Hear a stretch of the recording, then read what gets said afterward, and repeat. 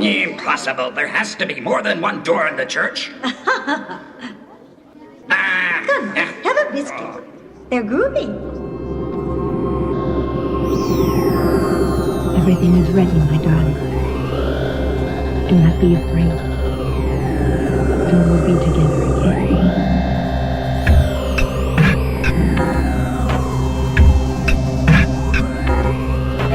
L-O-L-I-P-O-P spells lollipop. This sandwich tastes as dry as hell. And you're not just a funny guy. You're a lame brain, too. This is all the whiskey you possess? You should believe in ghosts, pea-brain. He's a closet! He's a closet! He's a closet! Hello and welcome to Hello, This is the Doom Show. I am Richard. I am joined by a man who, by all accounts, is currently encased in margarine, or margarine, as they call it in his country, up to his nipples. Luckily, his arms are free so he can work the telephone that we're recording on for this podcast. It's Simon. Hi, Simon. Hi, Richard. What's with the margarine? Well, you know, that's so I could just kind of lather myself up to get myself to look like somebody who we'll encounter at the end of this film. If you remember. Dario Argento, always slimy. No, different guy. Yeah. Different guy. That's awesome. But yeah, I know exactly who you're talking about. What is the weather like in the United Kingdom where you are today? So I'm just looking behind. It's currently stopped raining, but it is a bit of a washout this weekend, which was very appropriate for rewatching this film and another from the same director yesterday. It was kind of perfect, really. Oh, nice. It is disgusting in Florida currently. Tampa is partly overcast, partly sunny, all muggy. This house feels like a sweatshop. It's gross. I don't know what's going on. Maybe it's going to rain today. I don't know. I would not be cut out of that climate at all. I think I told you before going on holiday there. And I think it was May as well, the first time we went back in 94. And it was like over 100 degrees every day, thunderstorms every night. I got sunburnt on like the second day, I think, because if you live in the north of England or Scotland, you know, you just kind of look like you need is it vitamin D supplements or whatever, or like a sunbed permanently. You're translucent. Yeah, exactly. Yeah. It's okay. People would never know I live in Florida by looking at me. I don't go outside. Mm-hmm. Although yard work tomorrow, so we'll see how that goes. I'll probably have to go outside for that. Gutted. You see these news sites that just have a Florida section because we're so crazy. Mm-hmm. It's the weather. The weather is making us nuts, especially during winter time where you have to wear a sweater and a jacket in the morning, and then by the afternoon you're in shorts and a t-shirt. Good grief. And so our brains are both being frozen and cooked during this time of year. Yeah, that is a definite shortcut to some kind of mental instability, I think. Oh, yeah. There's a state right by us called Alabama, which is, the deliverance part of the world. And if it wasn't for the beaches and Disney, we would be Alabama 2, The Revenge. And we're certainly an eclectic bunch. Well, I didn't realize for a long time that Florida it's completely stupid when I realized this, considering I've been over there a couple of times. Like how far south you actually are. For some reason, I thought, Kentucky was, saying to Brad about this, was, because that's like what, northwest to you, is it? Yep, exactly. Yeah. Yeah, which kind of, I don't know. My sense of geography is horrendous, so let's not dwell on. Well, a lot of people don't consider the Florida part of the South, which is very amusing. So Alabama, Kentucky, West Virginia, Georgia, South Carolina, like those kinds of places, very southern. And then everyone's like, oh, Florida's not southern. I'm like, you're crazy. You need to look at some of our bizarre creatures that inhabit especially here in Tampa. We have an amazing array of flea markets. Funny story, after 9/11, the first outing I did after 9/11 is I went to a flea market, and I was terrified that they were going to drop anthrax on us because I was totally paranoid about dying in a terrorist attack after 9/11. Then I looked around at the people at the flea market, and I was like, I don't think this is a hot target. No. I don't think anyone's going to strike this. In fact, they might strike other places so that this becomes our government. You know? Anyway, there's a tangent. Holy shit. Yeah. Oh dear, the train's left the tracks already. Folks, we are talking about The Church, La Chiesa, or La Cheesy, from 1989. It's probably not pronounced La Cheesy. Directed by Michele Soavi, which Brad actually taught me how to say. I mean, it could be Michelle Soavi, like I've been calling him since I was a kid. Well, an old man kid. But yeah, Michele Soavi, I guess, like, second generation Italian horror wunderkind. Yeah. This was written by Dario Argento, and it certainly feels it. Yeah, and we'll get into this, well, either now or get into more background. Did you see the other writers on this? Oh, yeah. This is famous for having like 6 writers. Holy crap. Let me see. 1, 2, 3, 4, 5, 6, 7, 8. Wow. So you've got Michele Soavi, who worked on the screenplay with Dario Argento. Supposedly this was a Dario Argento story, but he also worked with Franco Ferrini and Dardano Sacchetti, who was uncredited, which is amazing. Lambava himself. The more Lambava, more better. Lamberto Bava is also uncredited. And like we say on the Doom Show, Mo Lambava, Mo Betta. Damn straight. The more Lambava, more better. Let's see, someone named Fabrizio Bava also had a hand in it. So I'm guessing one of the Bava clan also? Holy shit. I think so. I don't know him. It's whether he's a brother or younger generation. Son of Lamberto Bava. Ah, fantastic. So he's Fab Lambava. Mo Fab Lambava, Mo Betta. Holy crap. Southgate Entertainment presents a film by Dario Argento.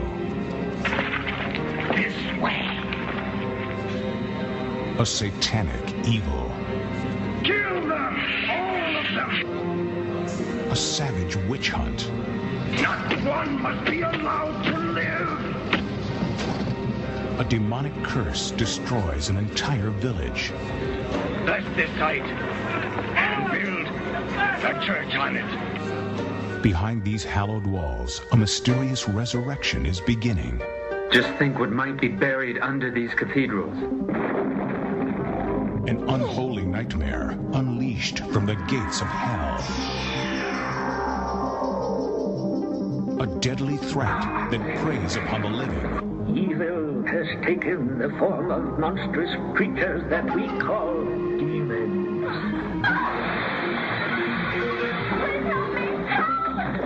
From Dario Argento, the creator of such bone-chilling classics as Suspiria and Demons, comes a new dimension in terror. A supernatural thriller cinefantastique called Beautifully Crafted in the best horror movie tradition.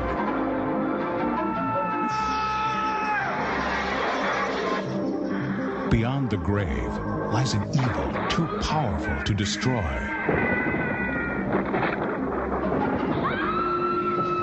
And no one has a prayer in the church. Let's see, I found a lovely VHS tape on eBay here. I'm going to read the little plot synopsis from the back. This is from the Southgate Entertainment 1991 VHS tape. I found a nice picture of it on eBay here. From acclaimed horror film master Dario Argento, Suspiria, Demons, Creepers, comes a heart-stopping descent into unrelenting supernatural terror. During the carnage of a medieval witch hunt, an entire village is savagely massacred on suspicion of devil worship. Now, centuries later, an immense Gothic cathedral rises on the same accursed ground. But for the demonic creatures entombed beneath these sacred walls, a horrifying day of resurrection is at hand. Which, that's weird. Wouldn't they be happy? Yeah. They certainly don't think it's horrifying. No. Soon, the unsuspecting worshippers in this cathedral of the damned will experience an evil of unspeakable perversion, an evil which there is no salvation, an evil about to throw open the gates of hell to unleash a diabolical orgy of terror. And once it is free, no one will escape the unholy power lurking inside, ... the church, and evil. I might have added one and evil there. And there you go. That's hot stuff. That's much more competently written than like the last 10 VHS tapes I've read the back of on the show. Yeah, they can get pretty off the wall, can't they? Yes. This company, they also put out Opera, or I think on tape it was Terror at the Opera here. Yeah, I think that's what it was released as over here as well. Yeah. I almost just knocked over my tea. Holy shit. I'm trying not to do that as well with my drink. I think Lieta would not appreciate the ruining of this computer and her digital camera. Yeah. And whatever else is in its path. I'm going to move this thing. Good idea. Safety's sake. So, Simon, I heard a rumor that you got a lot of notes. Yeah, it's pretty insane. It's mostly just trying to, go plot by plot point so we don't miss anything, because there's a lot of great little moments in this film, and it's I feel remiss if we miss many of them. This is certainly not the most complicated movie ever, but man, you aren't kidding. There's so many tangents, so many hidden little details in here that's a lot of fun, including a lot of creepy stuff that mainly about Ozzy Argento, because oh god, yeah. Oh, Argento, whenever his daughter's involved, things get a little weird. And you try to give him the benefit of the doubt until you get to Phantom of the Opera. I still haven't seen that, Oh my god! Yeah, You're in for a treat. I'm kind of perversely looking forward to it, especially hearing your history with that film, which I know is kind of a bit of a saga in itself. Yeah, I thought it was okay, then I hated it, then I loved it. Now I don't know how I feel about it. It ain't good. His eye for comedy, unlike his eye for horror, seems to have clouded over with age. Much more so, because he used to be so funny. Yeah, like Four Flies on Grey Velvet. That's got loads of great. Yeah, the mailman and that. Yeah. The jokes in Bird with the crystal plumage are great. And then somewhere in the 70s, the drugs just erased his ability to understand what humor is. I think you're probably right on that. Looking some of the background of this is, he probably did buy more than a few times. This movie opens with some titles that say Dario Argento presents. Why focus on the director? This was at that transitional period when Argento was starting to put his name on a lot of other projects, and for good reason. This is when you have someone who does one film every 4 years or one film every 2 years. He's certainly going to have his hand in other projects. Speaking for myself, thank God that he had his hand in this project. Yeah. Let's see. We got the Checky Gory Group. Another credit here. Looking for our little distribution and production companies, because apparently I'm a nerd. Did you know that? So good. He's preaching to the choir. I know. So we've got I'm going to probably be butchering all this Italian today. The Checky Gory Group, Tiger Cinematographica, and this is a production company that has quite a lot of, oh my god, it just goes on and on and on.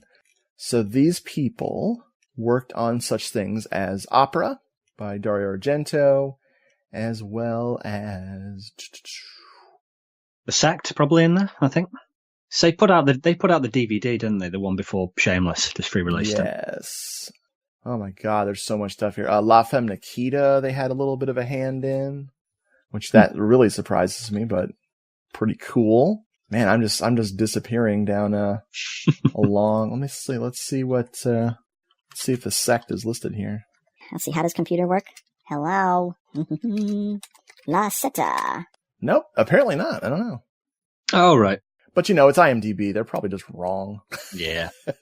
But so a cool, very prolific company was part of that. ADC Films Group is got a hand in it as well, which is, I think that's more of Argento, Sovi, Bava, those guys, because they're the ones who did The Sect. Mm-hmm. And Two Evil Eyes, Opera, Trauma as well. Love me some Trauma. Oh, me too. And in collaboration with Rite Talia. Sounds dirty. Very dirty. And I look forward to editing this into something listenable. But they're just a huge company with hundreds of things, 500s of things to be specific. So we won't go into that. No. Anyway, we get some confusing opening music. This movie doesn't let you get any ground underneath your feet before images are flashing. There's an owl. There's a knight riding through the forests. The music is by 4 different people credited here. We've got Keith Emerson. I think he does this opening bit, if memory serves. Oh, yeah, so good. He just did such an amazing job on the Bizarro music for Inferno. Of course, I love it. He'd be back. We got Philip Glass also involved in this. Very cool. And then the Goblin, as Argento would return to so many times. And finally, Fabio Pignatelli. Yeah, he's the bass player for Goblin. Oh, cool. Unless I'm mistaken, yeah. Nice. I had a feeling that this other dude was a Goblinite. So, Deep Red, Suspiria, Dawn of the Dead, Beyond the Darkness, Contamination, Tenebrae, it goes on and on and on. He would also come back for 2001's Sleepless, which I think is a little underrated. Yeah. Music in this movie is going to be, man, I can't wait to play little sound bites that I can find, because it's just this score. This is a score I would listen to just as for entertainment's sake, separate from the movie. I've a few times over this weekend writing up this. I had to a few times, just taking me that long to type up all these notes. But anyway, real quick, everybody, this looks like The Crusades. But if you're confused, you're not watching Monty Python's Holy Grail. However, when the first person who speaks in this movie is so hideously dubbed that you might think it's Monty Python, and just go with it. It's okay. There is a bit later on as well, sorry, getting ahead, where there's a knight who looks like he's running and he's sped up, but that looks like Monty Python or something as well. Exactly. I'll probably drop some choice Holy Grail things in here. I will send help as soon as I've accomplished a daring and heroic rescue in my own particular... Idiom, sir? Idiom! Holy Grail is one of those movies that, when you're a kid, you watch it 700 times. And then when you're an adult, a person who you can't stand will quote it, and you realize that the movie's ruined forever because its fan base are terrible. Yeah, that happens a lot over here. That, and I think it's the film Withnail and I don't know if you've seen them just being killed by students over quoting them. Which I finally saw for the first time last year. I'd never seen it. Fantastic. It's quite good. What do you think? Oh yeah. It gets better every time. I was dying. Scrubbers! Scrubbers! Speaking of people ruining it by quoting it. Well, yeah. Oh dear. Hot meat kettle, eh? Oh, it happens. The thing I like about this knight, and especially the design of their helmets, which are of course large, imposing helmets with a cross as their, I almost said viewfinder. Why not? Yeah, it works. Hey, their POV is shows the cross narrowing their vision in a very specific way, and I think that's an interesting, subtle comment on these knights and how their worldview is shaped by their religion. Yeah, good comment. Like I said, the dubbing is broken immediately. There's a guy who's trying to get the knights' attention. He's kind of he's kind of found a group of witches, as he says. And the moment he speaks, I'll play it right now. It is so hilarious. This way. This way. Follow me. Don't let her speak to you. Don't let her touch you. She's one of them in league with Satan. She's one of many who who serve their master. They have brought the contagion. They bear the cross on the soles of their feet. They tread on all that is holy. Was it not written in the prophecy? Were we not warned that they would come and spread like locusts? And that's kind of a pattern we'll see a few times in this. And that guy I hadn't even noted compared to there's two others that come to mind of male characters that have very, very strange dubbing and line delivery. And I wonder, because, did this fool me as a kid? Like, did I just not even know that films were dubbed in post? Did I not know about any of this stuff? But I can't imagine that it didn't strike me as weird, at least. And what's really strange about the sound quality of this dubbing is it sounds like they didn't have a proper studio or a proper way to create the effect of space. It's like they're in a booth recording, and then they add some kind of shitty effect to make it sound like he's outside, and it just doesn't work. Yeah. Oh my God. I spend too much time thinking about reverb and delay. Part of our conversation before we started recording was how excited I was about delay pedals. Oh my God, I'm such a nerd. Okay. So we see this little village.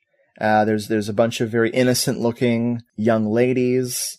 They're all filthy, peasants, which, I know that, nightly, Simon, you go out and purge the countryside of these people yourself. Oh, speaking to Brad after he knows I'm a vampire, he must have told you. Yes. Explain my aversion to sunlight. And when I think of you being a vampire, I just say, Simon, suck me. I mean... Oh, doctor. I made myself laugh. So the knight approaches this girl. She approaches him, offering him some water, and he takes off his helmet, and he's the most Nordic white motherfucker I've ever seen. He's got some kind of like one-sided ponytail going on as well. God. What's going on with his hair? And I'm like, what? White people? Why? Why? Yeah. It turns out that these people are, in fact, some kind of witches that are infected with some sort of evil. We're not sure what to believe at first. We think this may be just religious persecution for people that are different. It'll all turn out to be true later, though. Yeah, and I mean, we can get into this later, some of the kind of unsolved nature of some of these things. It's like, I mean, for instance, she has, like, they say the stigmata, but it's like a cross on her foot, which you would think, would that not be a good thing unless you're looking at it upside down? Or I don't know, what is going on there exactly? They say that it's a tell because they tread on all that is holy. Ah. So having a cross on your foot means you're stepping on Jesus. That's right, I see. I have a feeling Jesus is pretty understanding, Yeah. He's like, no, that's cool. I like it. Seems pretty chill to me. He's like, wait till like the 90s when people start getting really bad tattoos of me. Or that lady that restored that painting. Have you seen that? The lady found that portrait of Jesus. She tried to restore it herself. Oh, right. Yeah. Yeah. Sorry. She kind of made the restored painting into like monkey Jesus. So sad. Oh, dear. I shouldn't have taken a drink when he said that. Oh, dear. The knight grabs the girl by the face. You think he's caressing her at first, and of course he crushes her face in his hands. And then they say, slaughter them all, slaughter! They slaughter the shit out of these people. And crazy Philip Glass arpeggio madness kicks in just to... But it works. Brilliant. It works, I think, underscoring the carnage.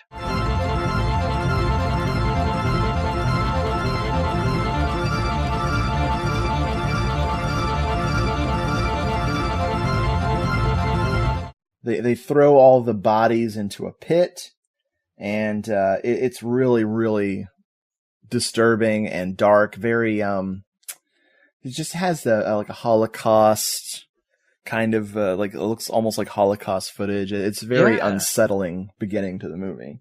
And of course, one of them is still alive and kind of beckoning to them. And that's when one of the hands of the people grabs a frickin' horse by its hoof, and one of the knights, horse included, goes falling into the pit. Correct. And they say, bury him. So they bury a damn horse and a knight in there with them. That would explain something later. Yeah. Hadn't thought about Certainly will. Oh, good call there. So they say that this monk that they have with them, not the guy with the big wart on his face with the hairs growing out of it, the Monty Python guy, this monk, he's got a great idea. Let's build a church over the top of this site. That won't come back to haunt us in a horrifically ironic way 200 years from now. Oh, no. But it totally does. So then Baskethead, who actually played guitar on Guns N' Roses when they came back for that that communist album they did, Red Sonja, I don't know. I think that bypassed me. Okay, that's Buckethead. Baskethead is still alive. It's the only survivor of this village. Is it carrying a baby? Oh, I wondered about that yesterday. I hadn't noticed before, but I really don't know. It's kind of like blinking your message. She's carrying something. Yeah, it feels like a dropped moment there. One of the knights sees old Baskethead and gives chase.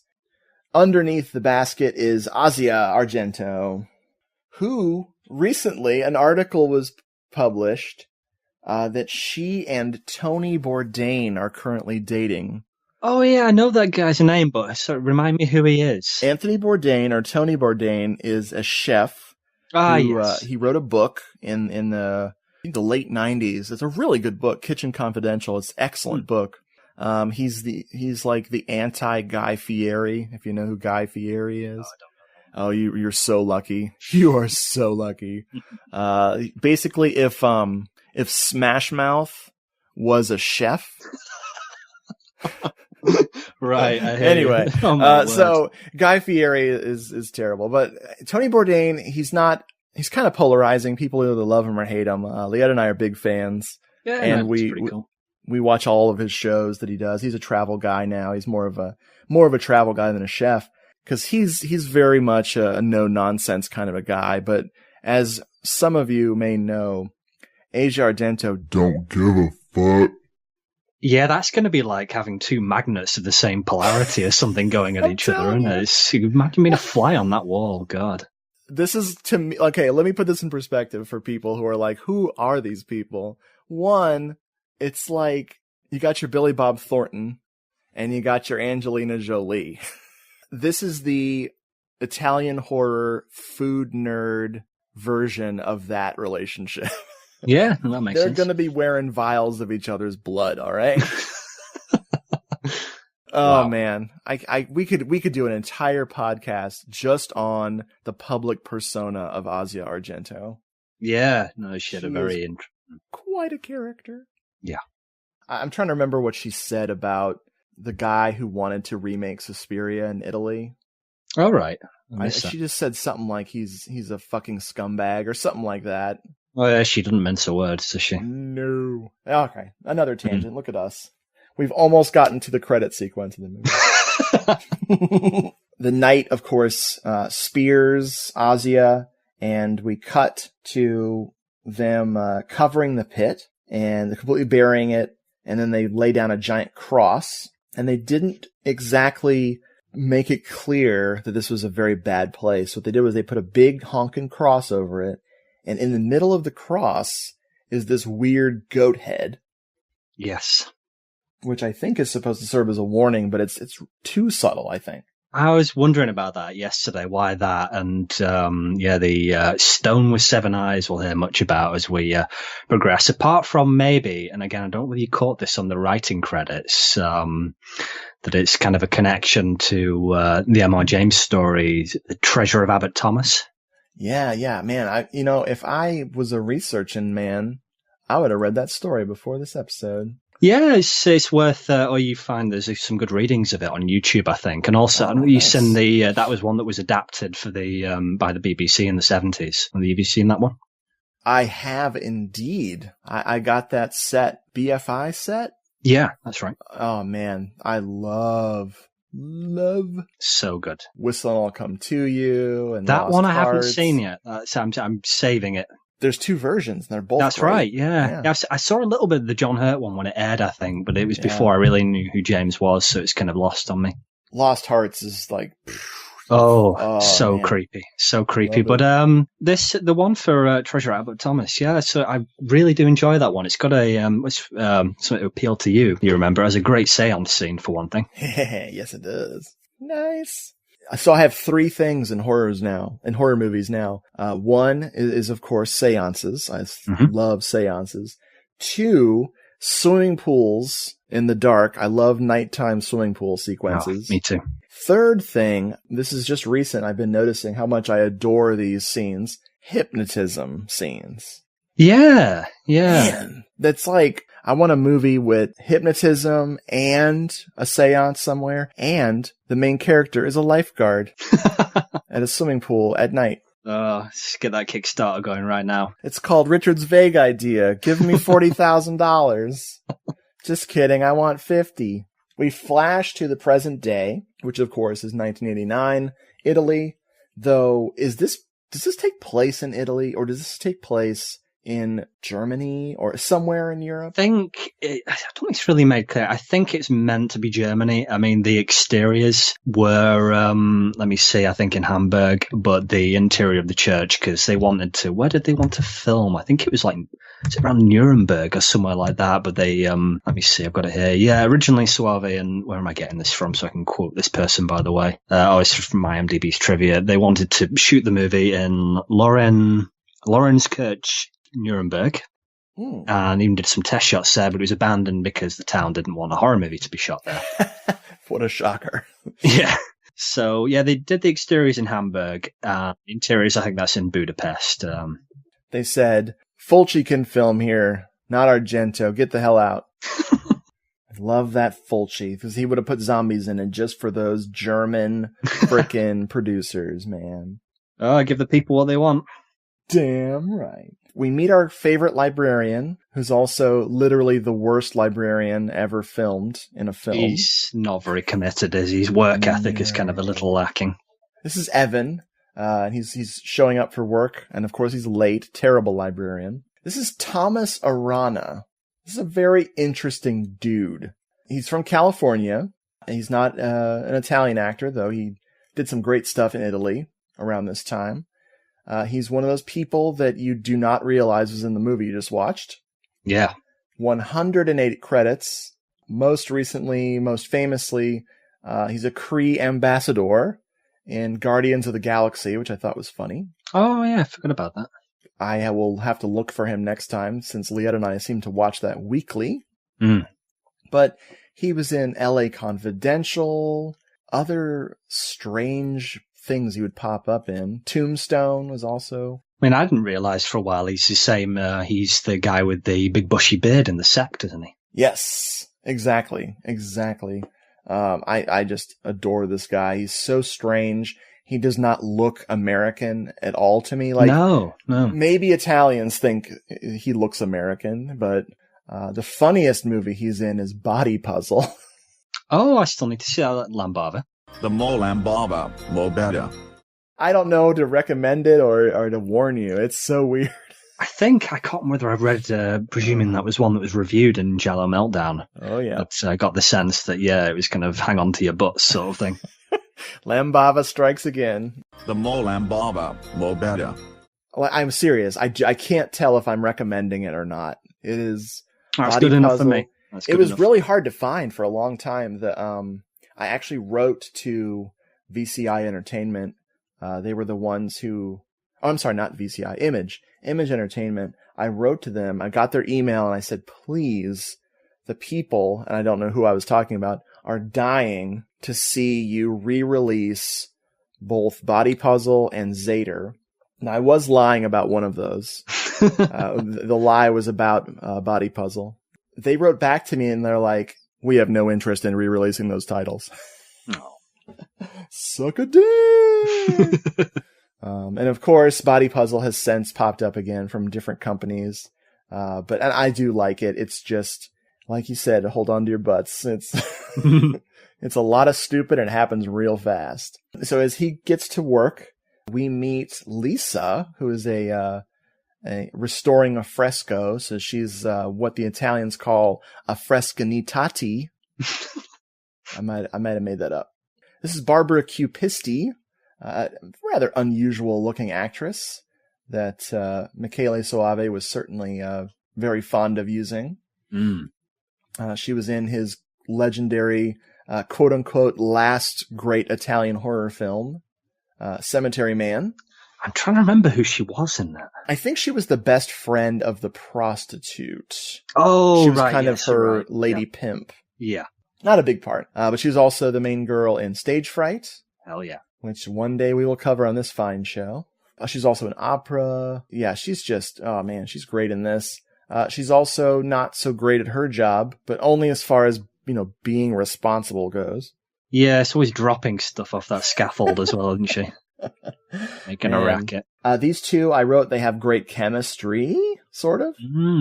The screen sizzles because someone's cooking something. The relationship certainly does have a kind of odd trajectory to it, and it kind of all moves quite fast, doesn't it? Yes. But just wanted to say a word about this kind of opening sequence. When say the cross are dropped, and then we sort of pan out from that. This just amazing piece of camera work that goes from where this will later be uncovered up through somewhere that emerges out of the hood, I think, of a stone monk or something like that. And not just, the kind of virtuoso nature of like this cinematography, but the fact that it introduces, I think, nearly every main character in here within this shot. It's just great. Oh man, good save. They have indeed built the church on top of this site, and it's an imposing structure, of course, labyrinthine, as well as we'll see later, a veritable prison for the thing that it's trying to bury. It is really good economy of storytelling here, where it just flies through, and they're going to need all that economy of storytelling for all the crazy shit we're going to talk about today. Yeah. There's all these statues of monks, like you mentioned, stone statues, and oh my god, one of them's alive. Oh god, this guy. Fyodor Chaliapin Jr. Wow, he's a Russian actor. Passed away about 3 years after this film came out. He played Old Man in Moonstruck. Oh. Which I think that's what killed him. Even though that came out before this, I still blame Moonstruck for killing my favorite actor of all time, Fyodor Chaliapin Jr.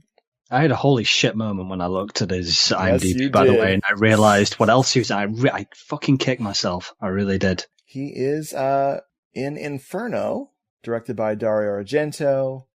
He's the old man / professor in that one. Or, excuse me, the doctor / professor.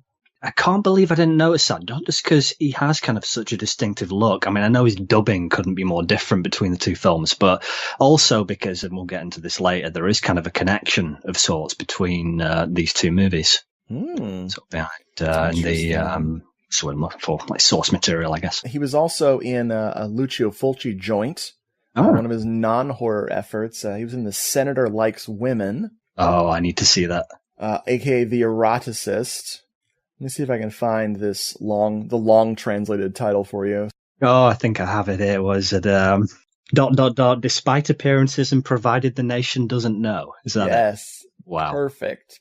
Very depressing film. Fun on the outset. In fact, the 85-minute cut, which is the one I was used to seeing, is a little more lighthearted, a little less Italian. Then it's a very Italian film. When you see that longer cut, it's very good. Fulci, man, he could do anything. Yeah. The Fulci.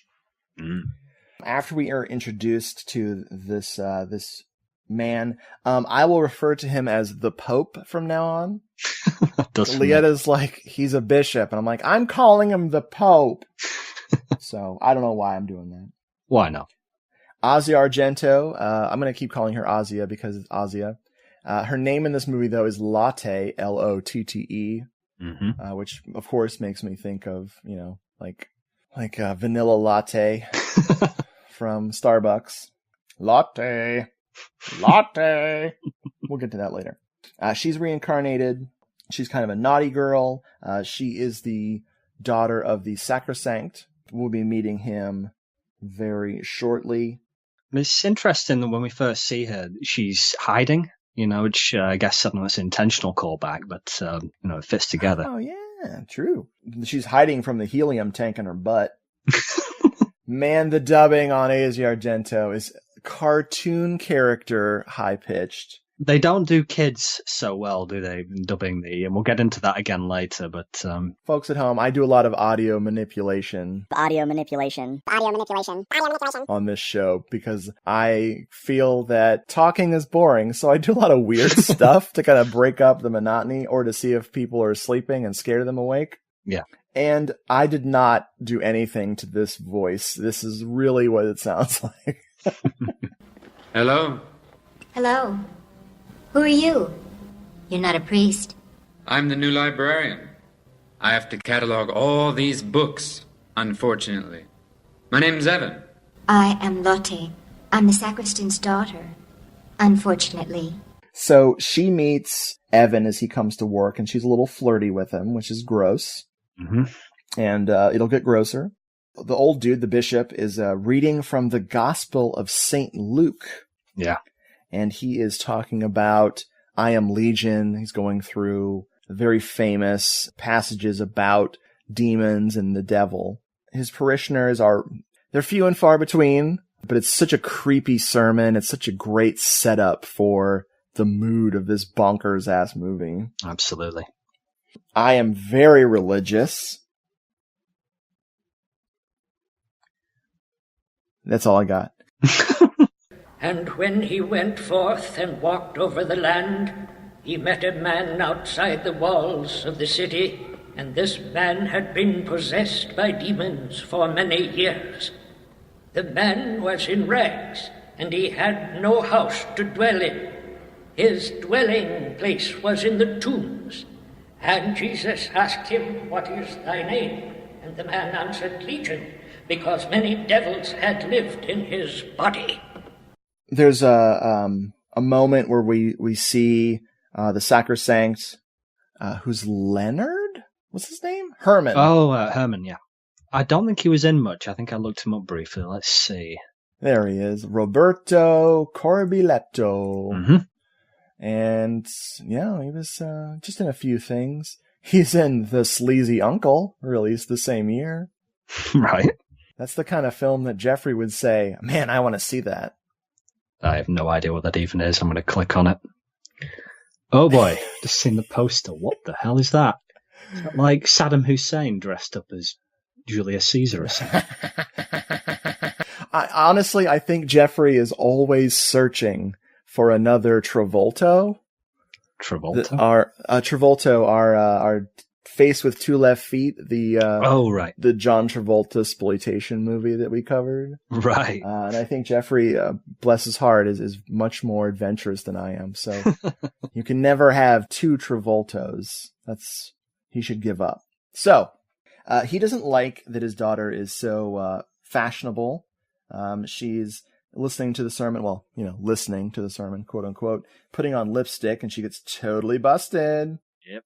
Downstairs in the basement of this place, there's workers drilling with a jackhammer, which will come in handy later. As they're drilling, Lisa, our good old barbecue pisty, she's yelling at them to stop because the whole place is going to come down around them if they keep drilling. And Evan is disturbed from his librarian task. Apparently he's supposed to be organizing the books here, cataloging the books.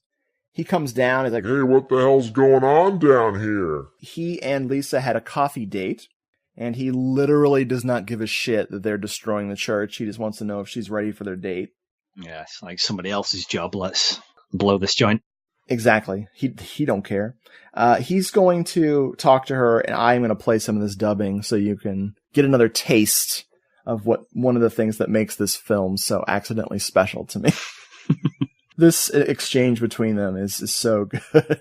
Here you are. Weren't we supposed to have a cup of coffee together? We have a problem. Look at these cracks. That's not your job. Why don't you call the Historic Monuments Commission? You're right. Okay. Leave things as they are. I'll examine the cracks later. Whatever you say, ma'am. Let's get out of here. I'm seeing visions after cataloging all those books. Visions of burning sinners and devils with pitchforks, I suppose? Why not angels laying down some great harp and virgins dancing in ecstasy? It's too good.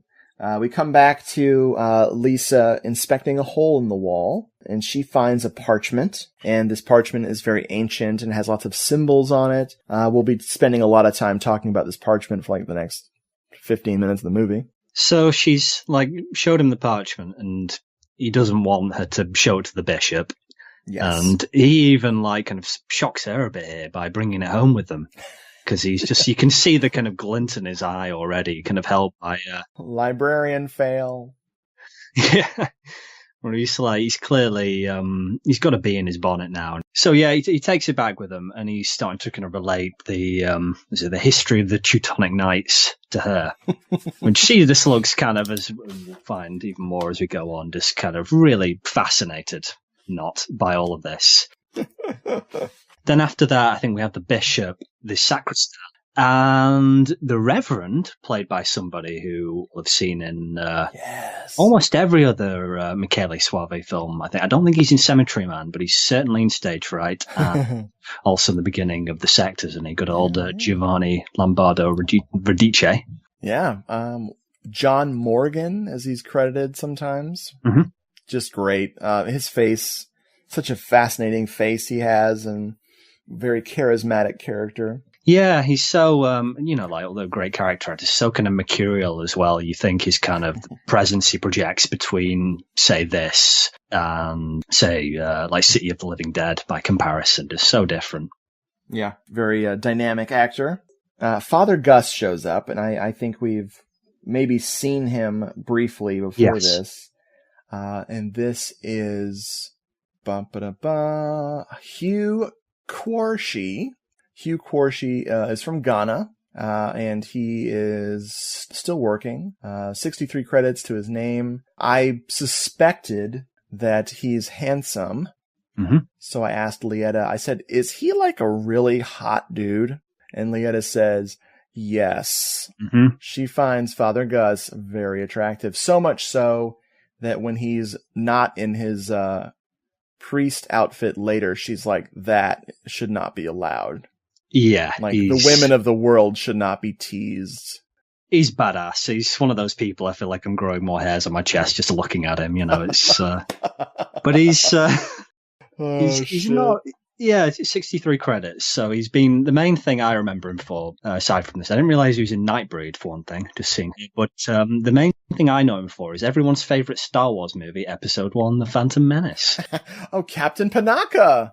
Yeah, which, I don't, without going on another huge tangent here, I don't get all the hate at all. I mean, I was never that invested in Star Wars as a kid, so that might be why. But I've always enjoyed it, to be honest, pretty much on a par with the others. So. Yeah. But yeah, anyway, and aside from that, he's mainly why he's maybe not got a huge amount of credits for film and other things is because he's been on a hospital drama, there's kind of two overlapping ones, Holby City and Casualty, for since 2001. Now that's a paycheck right there. That's 532 episodes of Holby City. Probably still going. Yeah, that's it. Oh my God. Coming to I'm assuming these are British shows? That's right, yeah, on the good old BBC. Coming to an Acorn feed near you. If folks have Acorn, know what I'm talking about. We do. We're still working our way through all the Agatha Christie and all that stuff. Lieta's on the British baking show. Oh, the British Bake Off. Oh my God, obsessed. Yeah, it does have it has its rabid fans, that show. I actually get fat watching it just by looking at the food. Well, it's funny, the difference here being that unless there's a season we haven't seen, I doubt it, there's no cutthroat shit-talking Americans to screw everything up. These are the vibe would be totally different if it was on your side of the pond, I think. Very nice, very calm. The freakouts are, there's no bleeps and censoring. It's no one is trying to sabotage anybody. It's just a super nice competition show, and it's very refreshing. Plus, fat people watch it, namely me. One thing I wanted to mention before we were swept away by Father Gus. Evan driving to Lisa's cabin, which Lisa's cabin is like one of my favorite things about this movie. We'll talk about that in a minute. He's driving. He's not really paying attention to the road. If they had like just been riding in the car with all those cokeheads from Demons, oh yeah, I would have not been surprised. It's like the same car. It feels like the same car, the same set. It's so funny. Just them driving and the garbage radio. I really wish they had picked a song you could actually hear.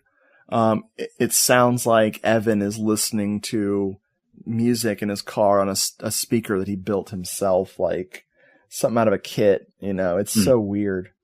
I love that sequence. But he's talking about the Teutonic Knights that are talked about in this parchment. They were the naughty boys, not necessarily the Crusades, but Crusades-like behavior. And apparently, according to him, Hitler was inspired by the Teutonic Knights to create his SS, which explains why that knight at the beginning was so fucking white. Yeah, it does actually. Yeah, and what you were saying about them, the body pit and all of that all ties together. Yes, exactly.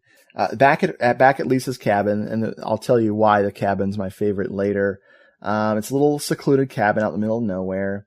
While they're talking about this parchment and what it means, that there's got to be something hidden in the church.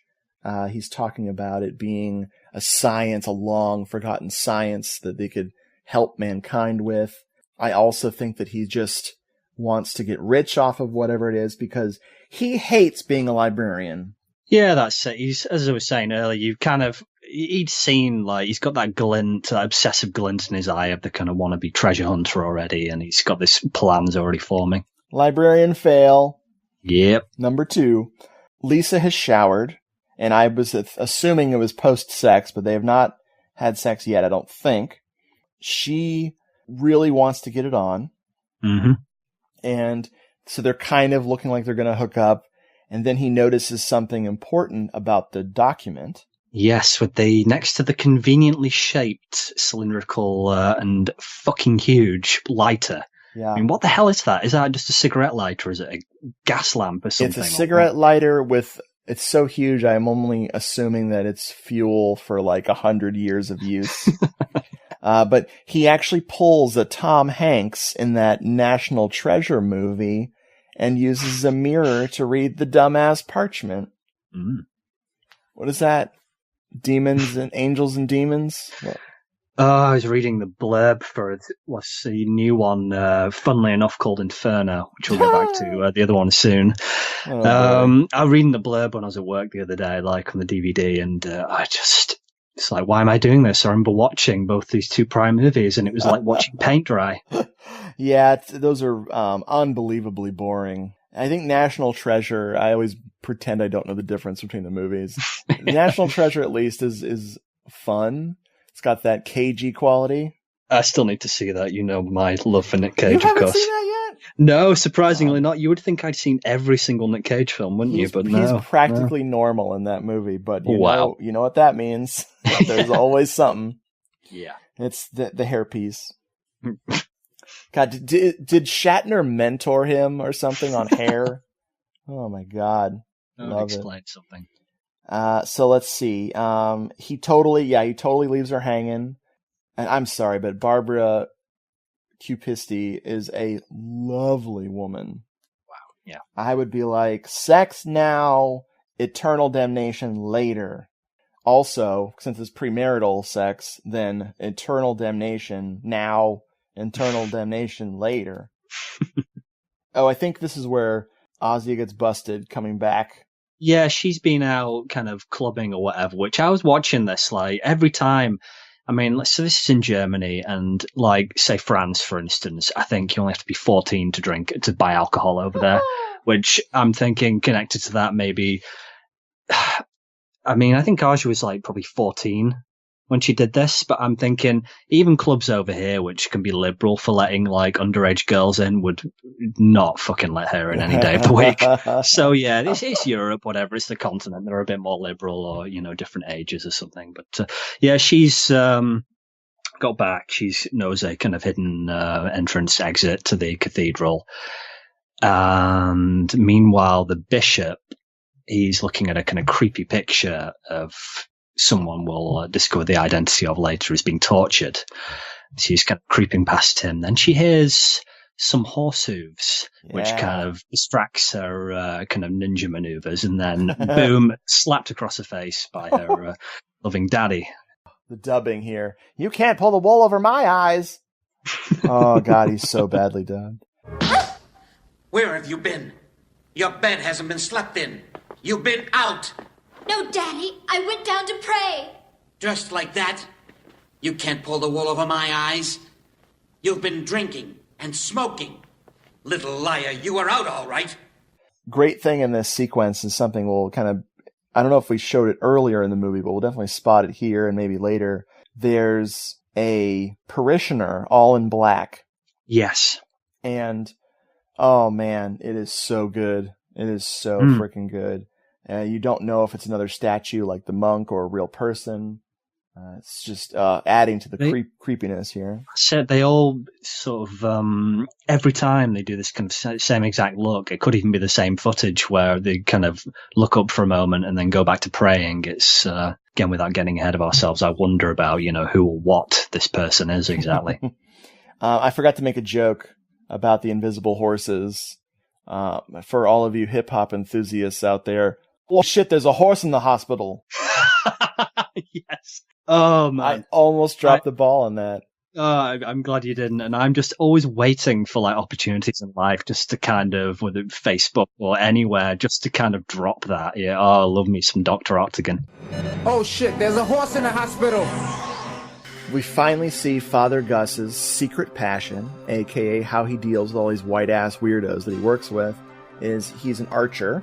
The moment in this film that I really stuck out to me when I was a kid is this moment where he's taking aim at the target and the target disappears and there's this knight, funnily now comparing it, like you said, to Monty Python, this sped up knight is running towards him and he just freezes because this vision is very strange, certainly out of place. And this really is something that stuck out to me as a kid as what was that? Yeah, and I still wonder. It's, but it certainly doesn't throw his aim off, does it? No. This is just the really, really great atmosphere of this movie. I don't know if I get the vibe so much from this movie as I do from other things, but this definitely has its own vibe to it. Yeah, definitely. There's something magical about Michele Soavi and Dario Argento working together on something. Now, I know that Michele Soavi was very eager to distance himself from Argento because, of course, Argento is the more famous name, and so people often mistakenly thought that Argento had directed this film, too. Yes, yeah. I mean, we kind of alluded to this before at the beginning, that his name presents. And you look at a lot of the posters, his name is huge, whereas Soavi's is buried somewhere at the bottom amongst everything else. Yeah. And if one man is going to represent all of Italian horror, it's unfortunately, or fortunately, depending on your opinion, it's Dario Argento. Mm-hmm. Yeah, that's what happens when one person is this skyrocketing success, and of course, Argento and his cool jacket with little pins of bands, Mr. Rock and Roll horror director, certainly more appealing to people than the Fulch with setting himself on fire with his own pipe and being a grumpy ass old man. Didn't really work. And a lot of people didn't find Mario Bava relatable because he was fucking dead. Mm-hmm. Anyway, sorry to bring the room down too soon. Yeah. Evan is on the trail of the truth, or at least opening the gates of hell. Yeah. And he's running around in the church finding clues in the architecture. Yeah, he's before he does that, he gives I don't think we've mentioned this properly already. He gives God, I've got him down as Babs all the time for some reason. Barbara Cupisti. What's her character's name? Lisa, that's it, isn't it? Yes, Lisa. Yeah, it gives her a copy of a book Mystery of the Cathedrals by Fulcanelli, which I'm not going to go into this too much because this could be like a whole friggin' podcast in itself. This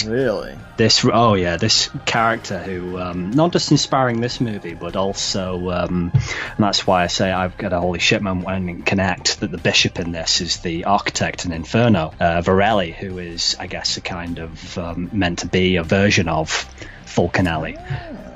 And yeah, very interesting character. I don't want to get into it too much because it's very long and complicated. But it's apparently a real alchemist who is... No one's really sure who he really was. They bet is possibly on a French physicist. Some people think he's still alive and started aging backwards to some kind of...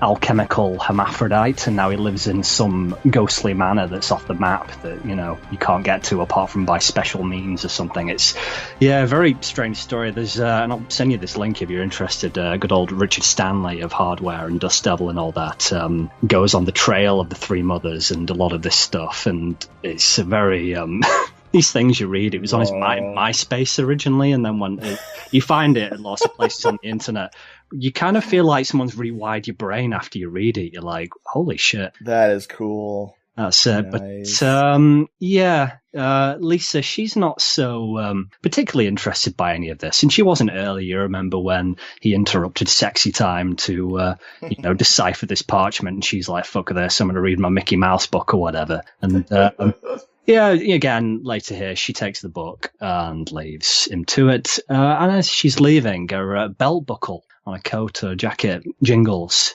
and then she's chased down by that damn phantom horse or horses again. Oh shit, there's a horse in the hospital. Yes. Oh man, so thanks for picking up that whole sequence there. Oh, no problem. And especially the Fulcanelli, that's awesome. Mm-hmm. In his search, Evan gets down to the basement.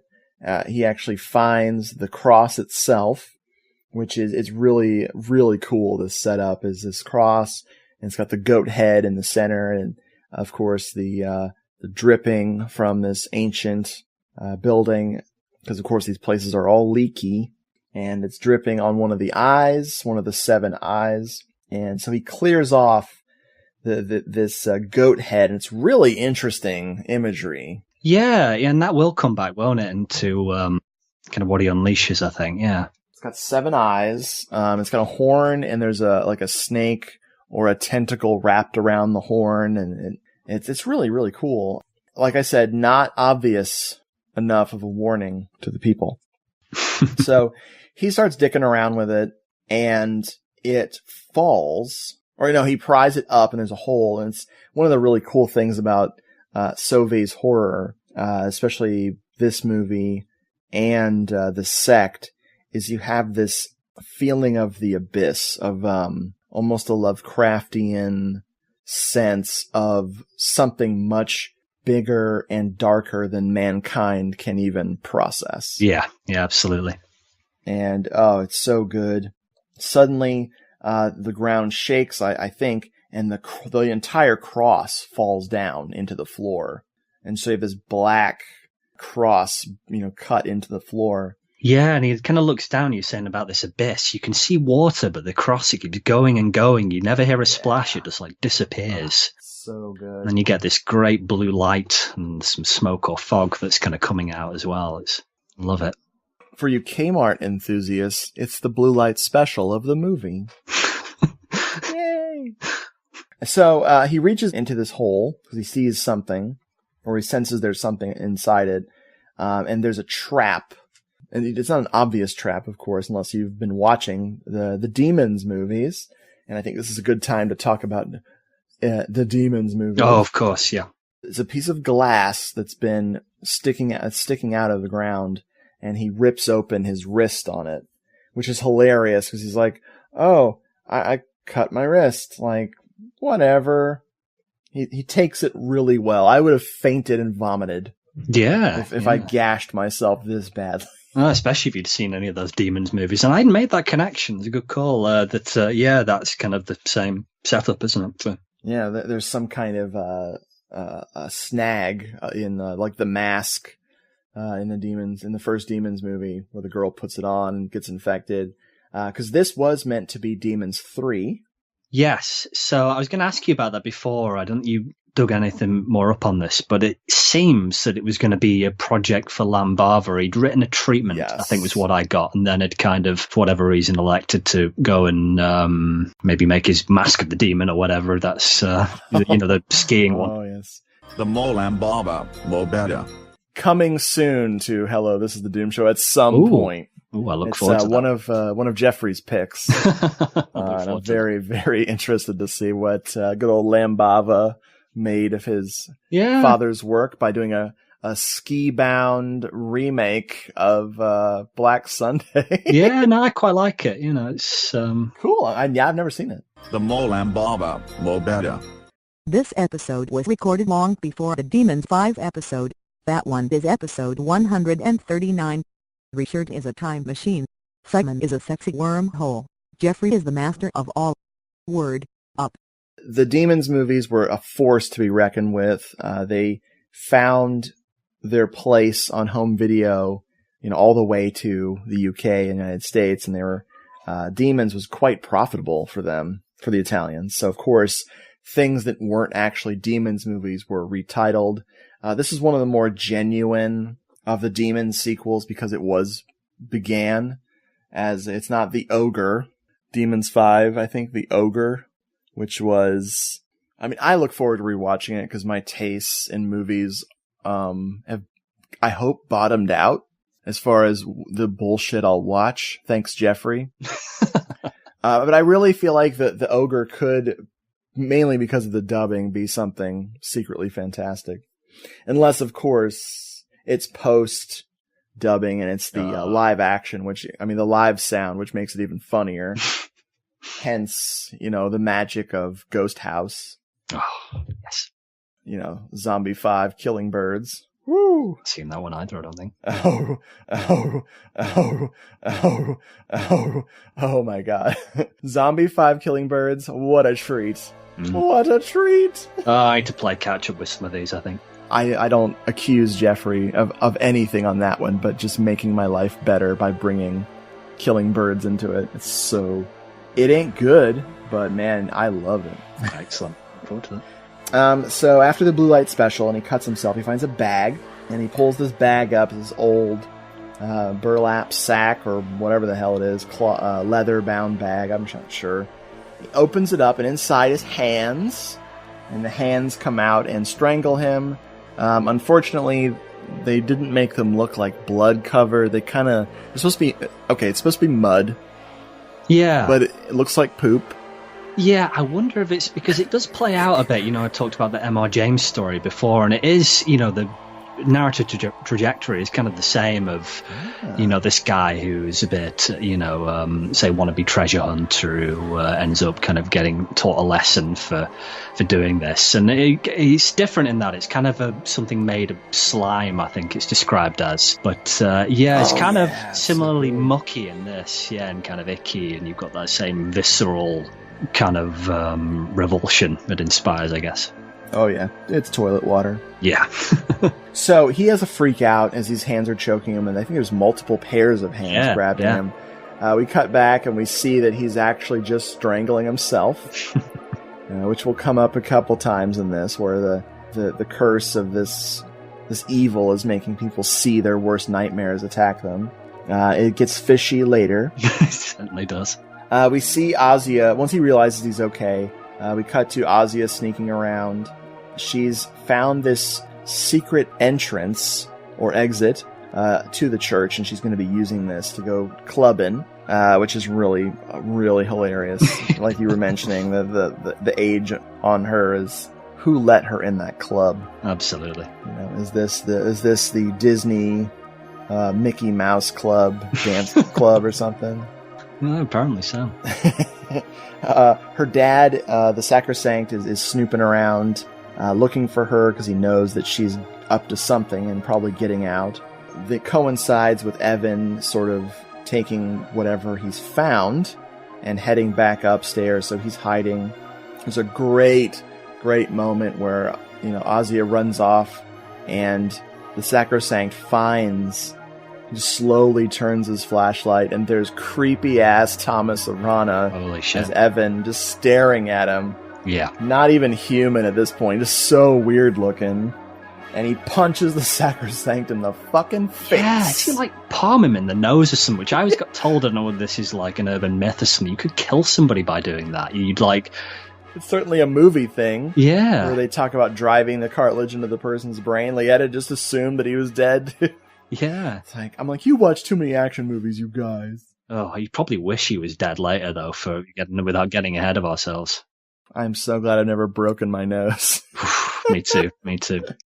Back at the cabin, Lisa is dreaming of she's in this vision of her at a fountain, and she's kind of getting a sip of water from the fountain and then just almost falling into it. She's got this like amazing watch on as well, which looks like kind of steampunk sort of watch almost, which I'm not sure what that's all about, but it just adds to the kind of weird ass atmosphere of this whole bit. Nice. I'm sure it's really loud. Yeah. Because it's steam. It's powered by steam. Choo choo, choo choo. She gets woken up when Evan calls her, and he's calling her from this really terrible taco place because he's eaten a bad taco. Ooh, sounds like it, doesn't it? He's so like bound up from this horrible stomach pain that he's like, when she answers the phone. It's so cute. Like, how would she not know it was him? I mean, if they've had sex, she knows that sound. So she hangs up on him, and he's so upset that he rips his fucking heart out. Recently, I watched The Church with my buddy Sam, who's in Gyrojets with me. After band practice, I promised I'd bring over some Italian horror. And by promised, I mean I forced him to watch Italian horror, like I do. Although Sam is very receptive to such things. And we watched The Church, possibly inebriated, I won't say. And this scene, when he rips his own heart out and the score is going crazy. Philip Glass music again, yeah. This music cue, he sounds like a fucking octopus playing the freaking synthesizer. Just that, the freaking, the arpeggiation is just whoa, whoa, whoa. It's one of my favorite things in this movie. Sorry, just slight tangent. There was a street musician last week when I was working. He was like, I kept sticking my head out the front door every now and again. There's nothing else happening. And he was like, again, had this kind of Philip Glass inspired arpeggio mania, just doing runs up and down. And I was like, kind of at one point tempted to get the radio out to sort of ask, I forget what they call them, these like not quite police people, to ask them to move on, because it was starting to kind of make me feel a little bit unhinged, to be honest. It was very strange. You should have reveled in that. Well, normally I do, but I don't know. It's like when I'm trying to function in the kind of daylight, mundane, everyday world, it's like I kind of don't need stuff like that. Oh, man, Simon After Hours. I love it. Just thinking about that.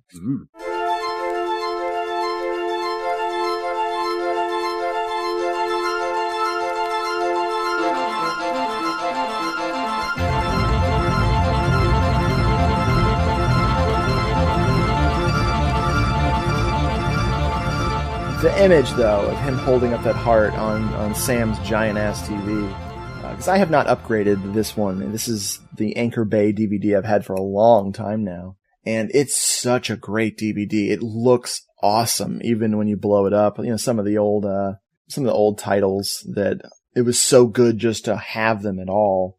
Absolutely. When you start to see, when you get some of the Blu-rays, the limitations of the DVD format. But man, looks so good. And just such an iconic moment of his beating heart held up in front of a blood red sky, which I think that's just nighttime or dusk in Italy. You can't actually make the night come unless you rip out your heart and hold it aloft. And, especially in, Turin, I think it is.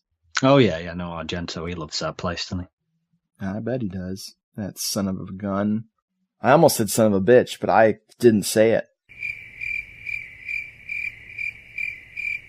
This, to me, this sequence feels so much like Argento's hand is in this. they just said, oh, by the way, Argento directed this part. Like, and there's a couple moments in this, especially a death scene that's coming up, that really feels like he just stepped in to do this one shot, this one sequence. You know, it's. I mean, obviously, Michele Soavi is going to become so important to, you know, where Italian horror goes, especially with the painfully underrated The Sect. Yes. Where I just don't think that film gets enough love. It really doesn't. Ah, man. So, well, now that it's more readily available, people hopefully will get down with it. Yeah, yeah. After this sequence, we're back at Lisa's cabin, and there's a creeper. Yeah, and just, sorry, prior to this, we'd seen, sure. we're going with a crazy Philip Glass music cue, this kind of hurtling POV of what you'd think's a car, but I'm guessing probably isn't, because something, like you say, this creeper, you know, that she spots outside the window, I'm guessing it's meant to be this. What is this? It's kind of goat demon or something? Yeah. Or That's a good save. That shot of just the fast-forwarded, like just fast-forwarding through the streets at night is really beautiful. We got a demon face. Lietta was very annoyed with me for rewinding to go back and look at it. He's licking the window. Oh, right. I didn't spot that. Oh, man. You know, it's, oh, my God. In my notes, after the Goat Lord shows up, I wrote, licking on the window, lick, lick. Sorry. So here's why the cabin is my favorite place in the known universe of Italian horror. This is so amazing. After the demon shows up, the window's exploding. Yes. It's basically an attack. It's like a assault on cabin 13. And all shit's going crazy. She's trying to block the door. She's calling the police. And I have done this twice. I always start counting when she calls the police. Oh, yes. Sometimes I start counting after she hangs up. And sometimes I count when she first tells them that she's in danger. So it's like a difference between 10 seconds or so. Yeah. First of all, she jumps out the goddamn window. Presuming this is another window, unless, like, the other one just came back, or anyway, whatever, you know. Lisa is like a MVP of this movie because she is ready to go. Oh, it's set. And so she's running outside. A black glove grabs her after she gets tangled up in a blanket on her freaking clothesline. And a black glove, like, oh, okay, here comes our Giallo stuff. But nope, it's the police. And one of the police, of course, is good old Michele Soavi himself. Rocking some aviators, I think. King of the Italian horror cameo is this guy. Just look at the acting credits of Michele Soavi to see what I'm talking about. Oh, shit. If he's not on a motorcycle, then he's probably thinking about it. He loves being on a motorcycle. So it takes the police, if you count from, and I mean, I'm counting fast, so it's probably even shorter than this, 30 seconds from the moment she calls, 20 seconds from the moment she says she's in danger. She never says her address. She never says who she is. She just says she's in danger and then hangs up and jumps out the window. It's amazing. Gotta presume she must live right next to the station or something. Either that or just the driving at the kind of speed we'd seen Evan / Goat Demon hurtling through the street before. I don't know. Yeah, they were following it. We got to stop that creeper. Ugly. He's licking on the window, lick, lick. We cut back to the church. In the sacrosanct, he ain't looking so good. Nope. He washes his face, and he had that bloody nose from when Evan punched him right there. After he washes his face, then his face from the pores, he starts bleeding from his face. Oh, yeah. Very nice. Probably just another symptom of the same taco shop that Evan got a bad taco from. Here's where we're going to be introduced to some of our body count here, our fodder. Yeah, it's kind of the halfway point, not just lengthwise, I think, but sort of structurally as well of the film, this, isn't it, when all this cannon fodder comes in. We got some fashion brides. It's a bunch of models. Ooh, what was that? Oh, did you hear a creak? I did. There was something. Oh, it's craft room. It's next door to this, and it's a bit of WD-40. It sounds like a coffin opening or something, doesn't it? I was going to say jump out the window immediately. Yes. Oh, I don't know, man. That might hurt my head. They're double glazed. I have to take a serious running jump at that. Just be safe. Yeah. There's a bunch of fashion brides, fashion models dressed as brides, photographers, and someone like, kind of directing this whole madcap group of weirdos here. Then we see Lisa cautiously approaching Evan, because of course he never showed up that night. And she's approaching him in the library. He turns, he seems to be kind of normal, maybe a little too normal. Yeah, it's like he's been doing some kind of intense workout or something. He's very, very sweaty and scruffy. I don't know why I think of this. Looking a little like Patrick Bateman. Yeah. In American Psycho for some reason. Yeah, I can kind of see that. His mask is slipping. He immediately says, hey, let's get it on, and tries to force himself on her. It's very not nice of Evan. No, and like totally atypical for him from what we've seen so far of like, it's like, oh yeah, alchemists and ancient treasure and this and that, taking precedent over this, stupendously gorgeous woman who wants to throw himself all over him. And now, the shoe's on the other foot, it seems. Well, he's not gay or straight. He's asexual like Morrissey. I love alchemy. I think I'm going to do Morrissey every episode. Fuck it.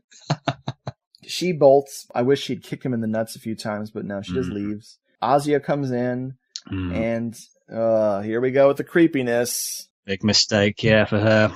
She sits down, and of course, he's not interested in raping Lisa nearly as much as he's interested in Lotte's legs. Yeah, and he says, I don't know if it's before this or around the same time, where she asks, like, what's wrong with her? And, like, says, you can never tell with women.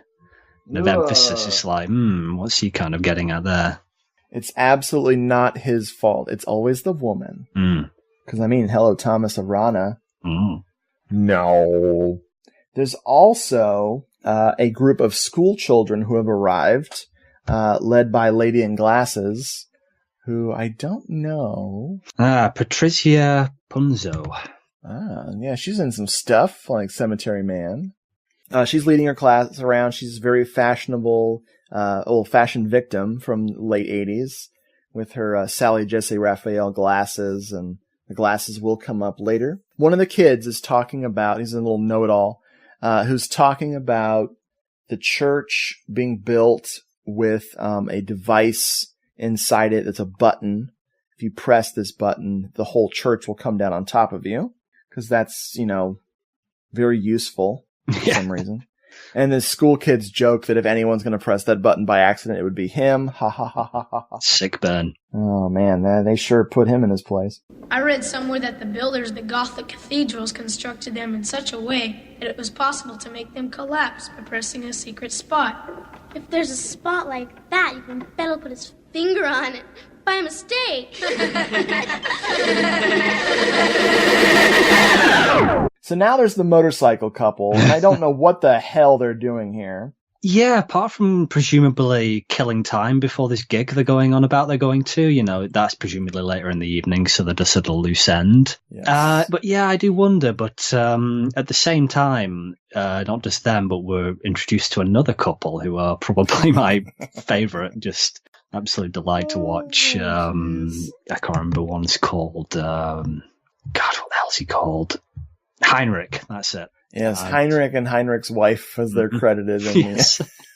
There's these two old people as well. The old people are hilarious. He's a grumpy old man who's, I guess they're just sightseeing, seeing all these famous places, and this church is on their list. That's what I glean from their exchanges here. This is dubbing again, like we said, a few people on the bishop is just unreal.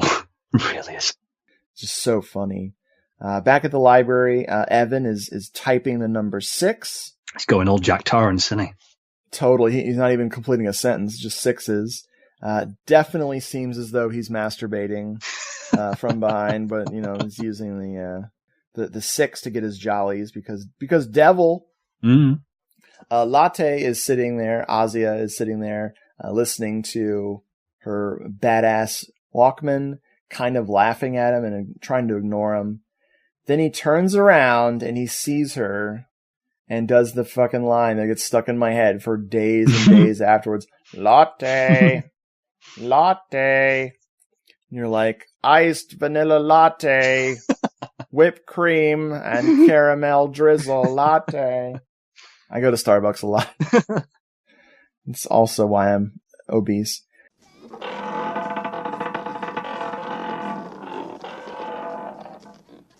Latte. Latte! It's really, really, really creepy, and not the good kind of creepy. He's returning the flirty behavior, but of course he's possessed by the devil. He takes it to a non-sexy place, which is good.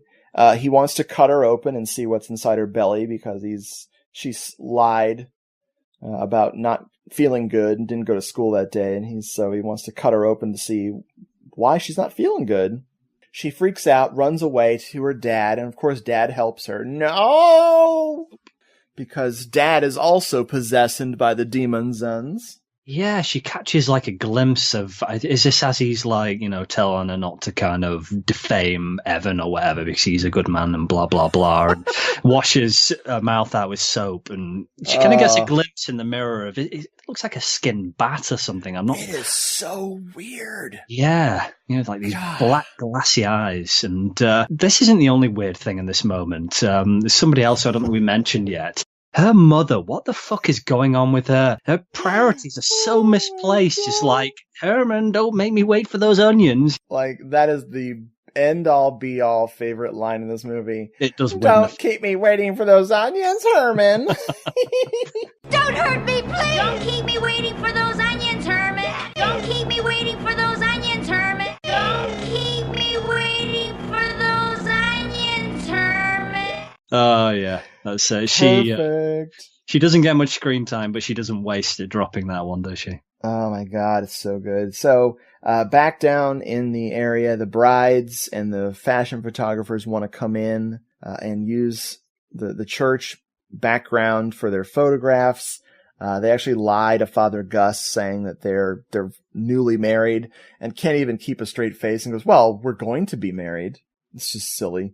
But her Father Gus is distracted because someone is flipping the confessional light on and off, which of course sounds like a heart beating. I love. I noticed that. Oh, so creepy. Love it. So he just tells them they can shoot inside and then goes over to take confession from Herman. Herman is making his confession, and part of his confession is that he loves the devil, wants to do the evil stuff. And he's just crazy balls. Yeah, he like punches through the screen after this confession, and flees, scratches two people, I think, one of the kids and the groom. Yes, which brings back more of the demons mythos here, that if they touch you and make a mark on you, then you become a demon yourself. And of course, this movie, while expensive in other ways, definitely cheaps out on any transformation sequences. Yeah. Which, I don't mind. This is definitely its own film, but when you think about some of the fucking crazy shit that happens in Demons, and in Demons 2, I mean, God, if any single thing that should have connected this movie to Demons 2, it's that demon baby. Oh, holy shit. Without getting into it, that a few times I watched Demons 2, I've had to kind of fast forward parts of that sequence because it just kind of once or twice got on my tits. I've made peace with it now and just take it what it is. It's too important. You can't skip it. Yeah, no, I agree. I've come round to it, I think. Important. Herman goes underground and does the noble thing, is committing suicide with a jackhammer. It's like, fuck Harry Carey or like whatever they call it. This just like... Oh my god. It's got nothing on that, has it? It's just amazing. He just does it right through his stomach, a couple inches lower, and that's such a huge orgasm. Have you tried that? Hello? Why have I only tried that? Lietta's very sad now, because I don't have a crotch. Hey folks, I'm a podcaster, alright? I definitely have a crotch. Oh boy. Oh my god. Much like the revelation that I just provided for you, dear listeners, that will destroy your minds, the jackhammer destroys the safety that was keeping, or it sets off. I totally just blew my own joke there. So the reverberation. The reverberations from the jackhammer alert the church's security system that some demonic shit's going on. So we get this really elaborate machine starts going off, and this shuts down everything. Yeah, some kind of Rube Goldberg device of doom or something that locks them all in, doesn't it? Oh, total lockdown here. The doors, because of course, like any great fire hazard, there's only one doorway in and out of the church. That's the front door. It closes and traps the bride, who we haven't mentioned the bride yet. Oh, yeah. She's listed in the credits as bridal model. It's Antonella Vitale, who we've seen in not a lot, but the opera. Yeah, I remember who she was in that. She was definitely a character named Marion. Yeah. It's so funny. I do not watch opera enough. I'm getting ready to rewatch that again. I know, especially now there's Blu-rays out there, and I love it more every time, including and kind of actually especially that ending. Well, there's two endings, and one of them is wildly unsatisfying, and the other one is so weird that I love it too. Yes. So the door is shut, and it traps the bride. Her dress gets pinned. It provides a really cool image later. We're going to find out that when you take a fashion model and pin her to something, she gets real whiny. Also, what happens is the spot where the bishop, aka the Pope, likes to pray, the inscription on one of the statues actually flips around, and it's like this long paragraph of Latin of what this mechanism is trapping, and what's kind of a prophecy almost of what's going to happen. The Pope is reading it, and, there's so much great character crap in this whole sequence. Everyone's running around. They don't have as much time as they did with Demons, kind of establish all these people, but it's just good, bouncing back and forth as these people are now trapped inside this church. They're already freaking out. The passage of time is really funny in this movie, because at one point someone says, "It's midnight!" You're like, what? Yeah, it does not seem that way at all. It's like, We get the second greatest line in the movie when the old woman offers her husband Heinrich a biscuit. And she's like, "They're groovy." Yes.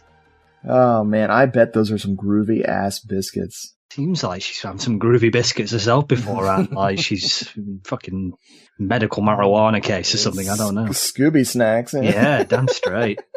The bride gets whinier and whinier.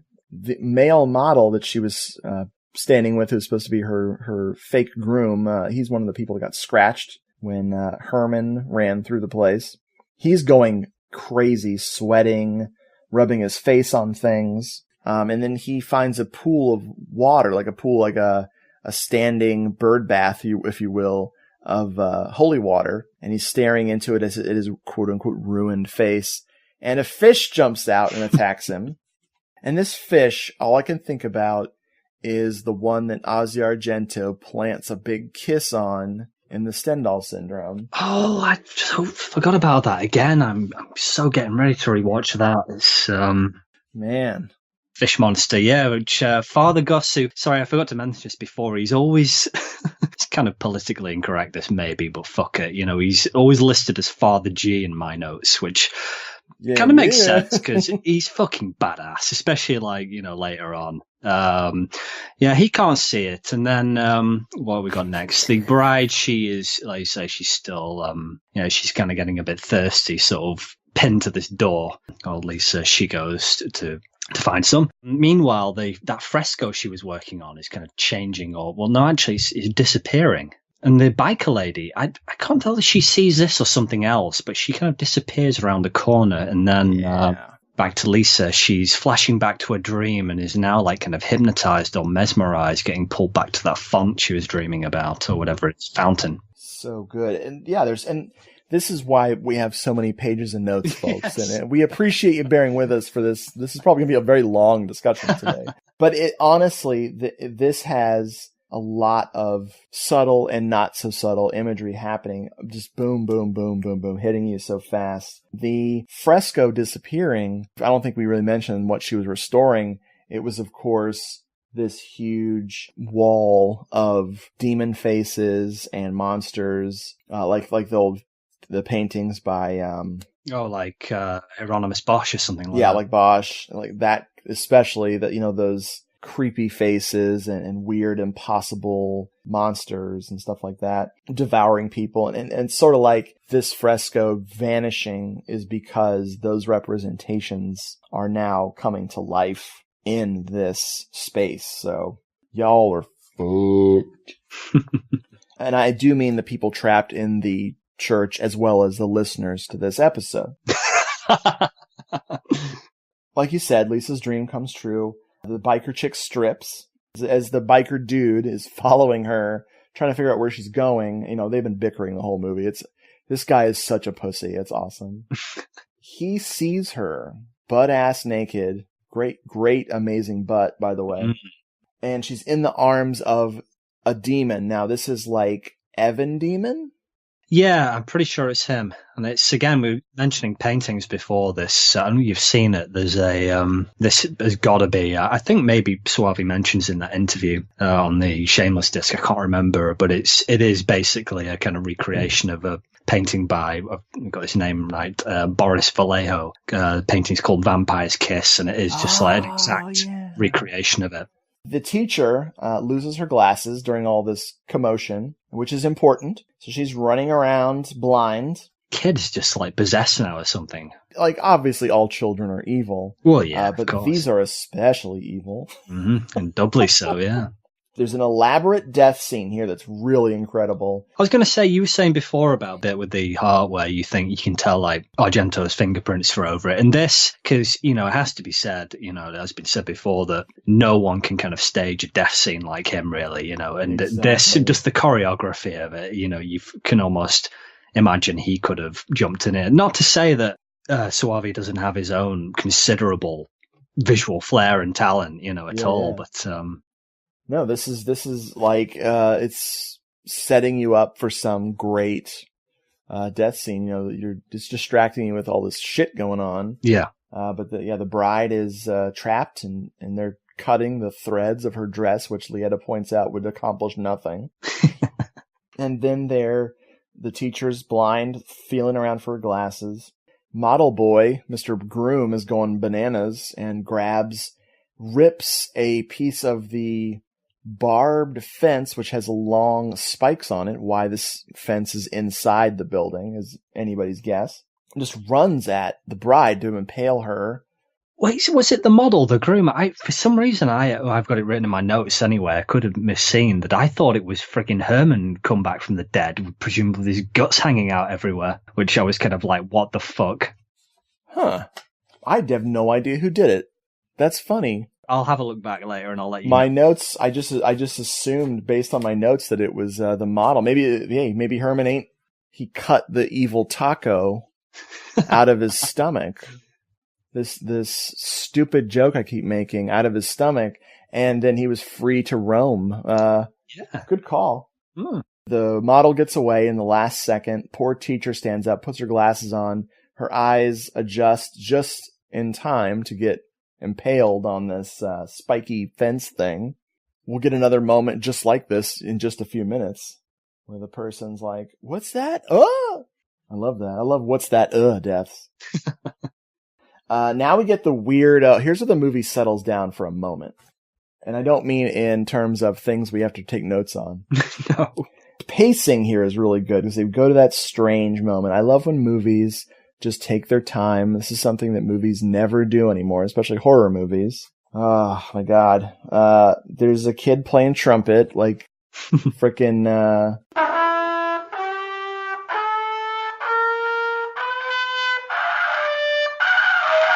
oh my God, my jazz knowledge just failed me. Fuck.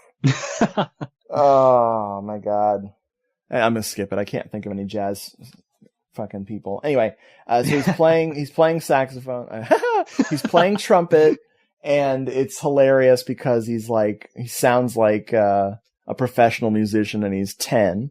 Everyone's behaving strangely, but people are just sitting around, and this is when we find out that it's supposedly midnight. The bikers go exploring to try to find a way out. There's a weird moment where this blonde kid and his friend, blonde kid number 2, he got scratched in the face, and he won't show his friend his face.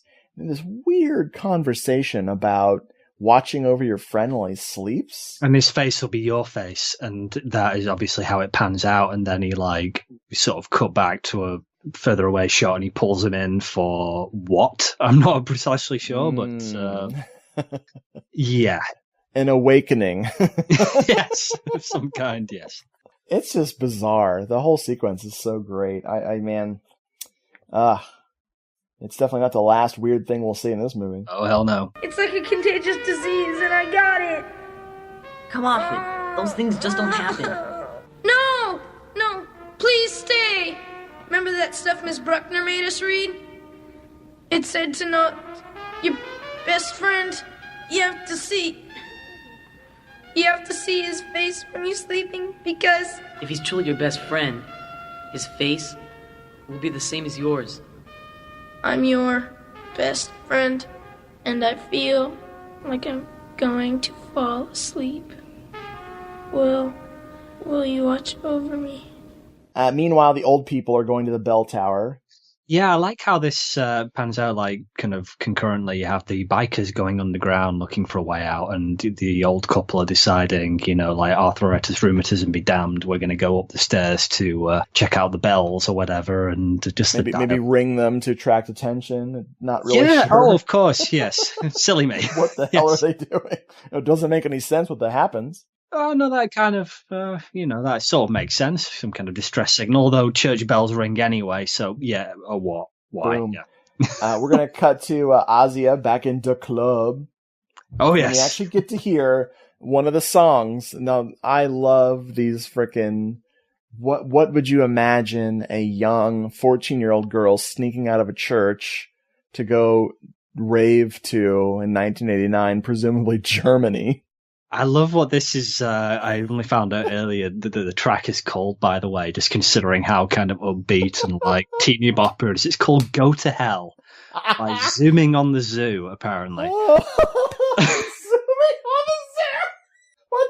I saw that in the credits and my brain exploded. I don't know what that means, but so many band names are like that on it. It's like, fuck it, let's just cut up a load of random words from the dictionary, throw them in a mitten that I have in my pocket and pull them out, and that will be our band name. Why not? I'm a devil, so maybe I belong in hell. Get on out before I start to shout.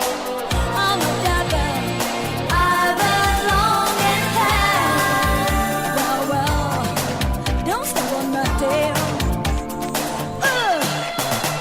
Is Zooming on the Zoo created just for this movie? I'm going to find out. That is a good question. Good question. I neglected to look.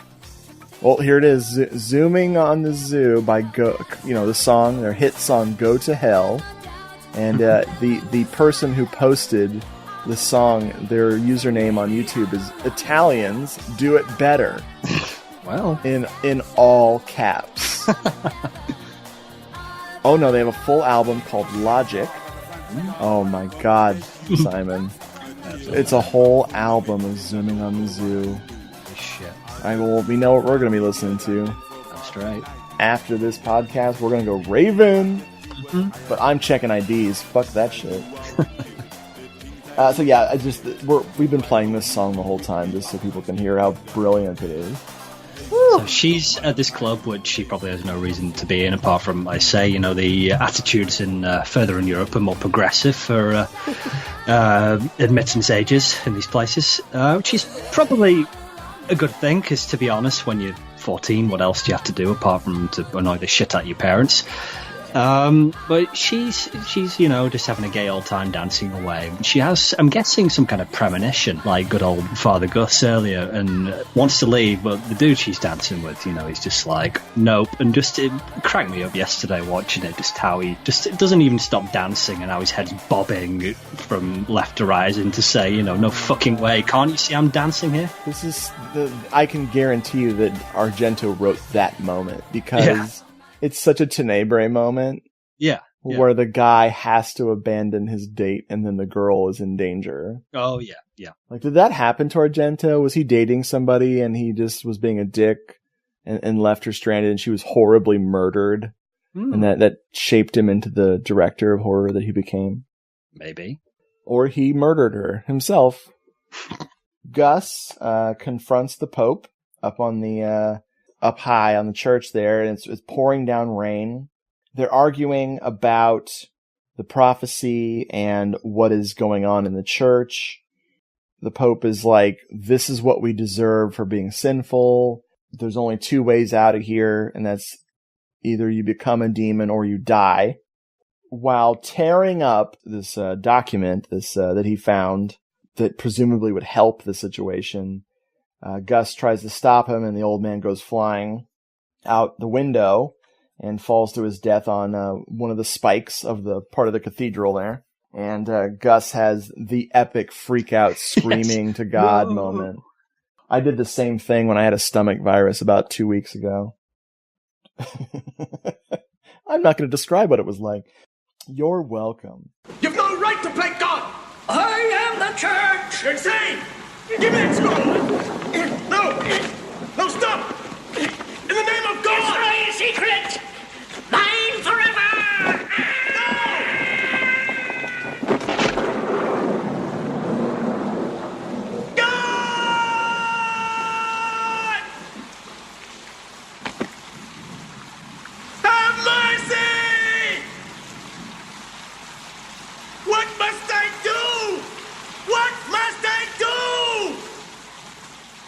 Azia, she's walking up. She finally finds her way home in the rain. And as she's approaching the church, we get that great scene of just the front door with the bride's train. Oh, yeah. And all the veil and everything of her dress just hanging out the door, looking very strange. It's a very surreal image. And it makes me think of White Wedding. So as she's returning, I think we hear the bell ringing, which when we'd last seen the lovable old couple, it's like, oh, Heinrich, I have another idea. Before that, she's like, oh, would you care to contribute some input, which is to say, I don't know what that's implying, is to say, can you like get it up and use your wang to knock it or something or what? And it's like, I hate that kind of talk. Why can't you grow old gracefully or whatever, which he soon regrets saying this to her, and it will turn out to have been the last words, presumably, that he had said, because she's using his fucking head and not the aforementioned to ring a ding ding. If she was banging on that frickin' bell with his dick, that'd be great too. Probably wouldn't have been as loud, but hey, maybe. But yeah, she's using his severed head to bang on the frickin' bell. It's so great. It's just a great payoff for a stupid joke that's been running this whole movie. So fun. So the bikers have been crawling around in the church trying to find a way out. They finally slide down a slide. Now keep in mind, in order so we remember who they are, the production designers cleverly left their helmets on. So we remember motorcycle couple. They're trapped in this little tiny room, and then they realize they can hear something underground. So the smart guy starts banging on the frickin' floor with, what is he using? Chisel? I can't quite remember. Yeah, I'm not sure.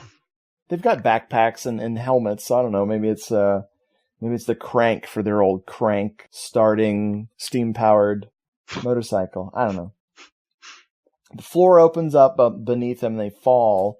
He's hanging on, and she's hanging on to him, and she's panicking. He's telling her, it's going to be okay. I'm not going to let you go. She sees something in the distance, and it's like that old saying, the light at the end of the tunnel is a train. And sure enough, it's a subway system they've fallen into, and much like the teacher, she gets a, what's that? Death. Splat. Biker splat. Now, why was her face made of crumb cake? Or have I been watching the British Bake Off too much?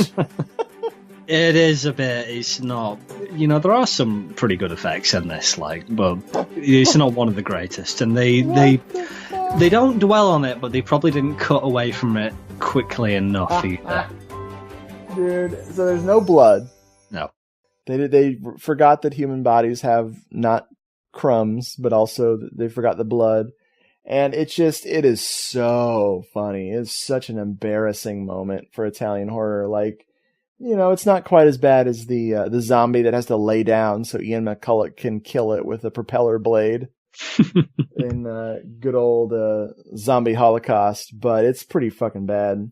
But hey, great payoff. And this is this is your Demons-esque stuff. Is these, multiple characters finally getting dispatched in their crazy ways.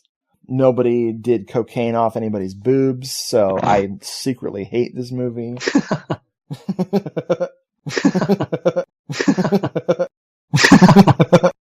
Okay, so Lisa and the bride are kind of hanging, and the bride admits that she is the most frickin' self-centered, narcissistic fuck in all of Europe. Pining for a mirror, which she will soon regret, though. Yes. Oh my god, speaking of stupid things in the screenplay. So, of course, when she sees herself in the mirror has, I don't know, demon semen running down it. Yeah, that makes sense. I wondered what the fuck it was. Demon semen.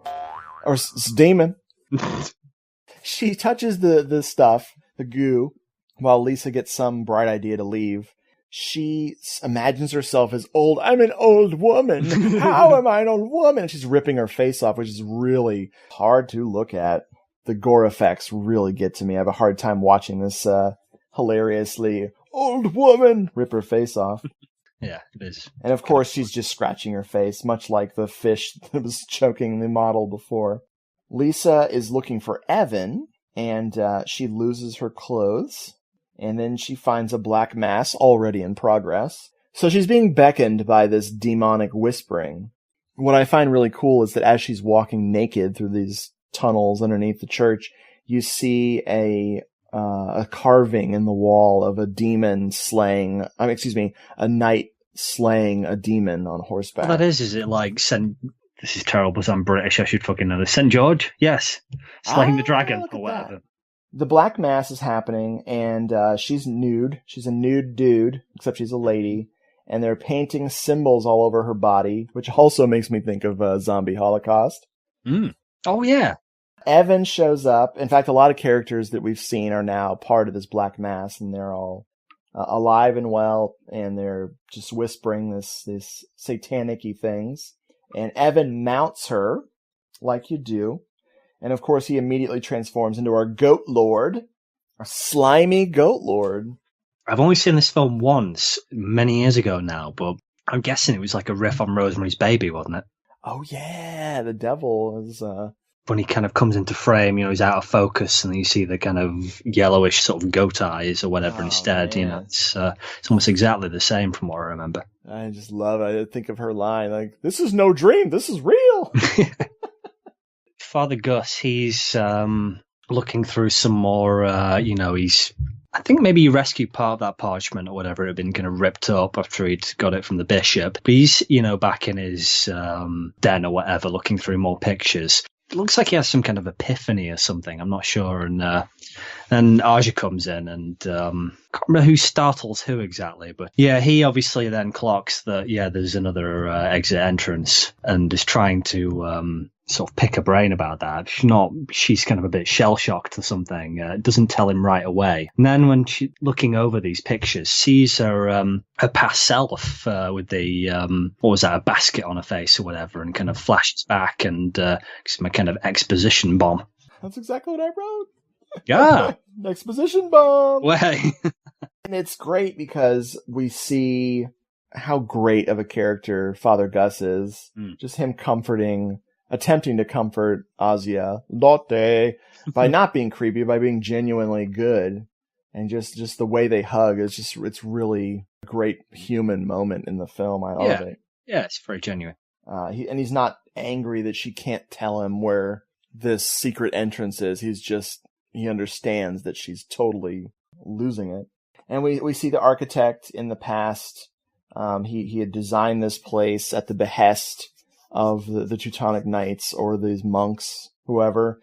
And they have this weird fetish for mouth torture with this penis-shaped thing they shove in his mouth, and it twists and it expands, so sort of a symbolic silencing of this man. And he's on this great big symbol, and it's like lit with like what could be fire or some demonic force beneath him. I don't know. It's like, I don't know, gears or like the inner workings of a clock or something, which would make sense of that, the wristwatch, steampunk wristwatch thing that Lisa had earlier, I guess.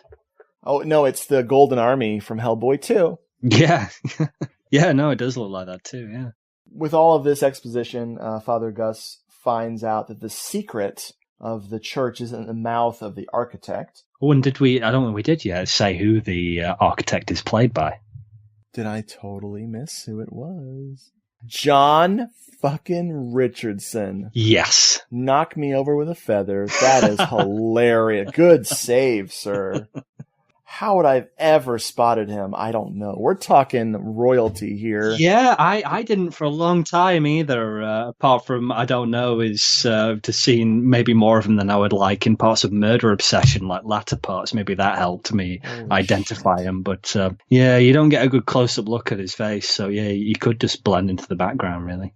We've got Black Sunday, 1 million years BC, some spaghetti westerns, frickin' Frankenstein 80, which, Brad, I'm sorry, I still haven't watched the copy you sent me. Torso, oh my, War of the Planets, Battle of the Stars, frickin' Murder Syndrome. Yeah. As covered in episode 100.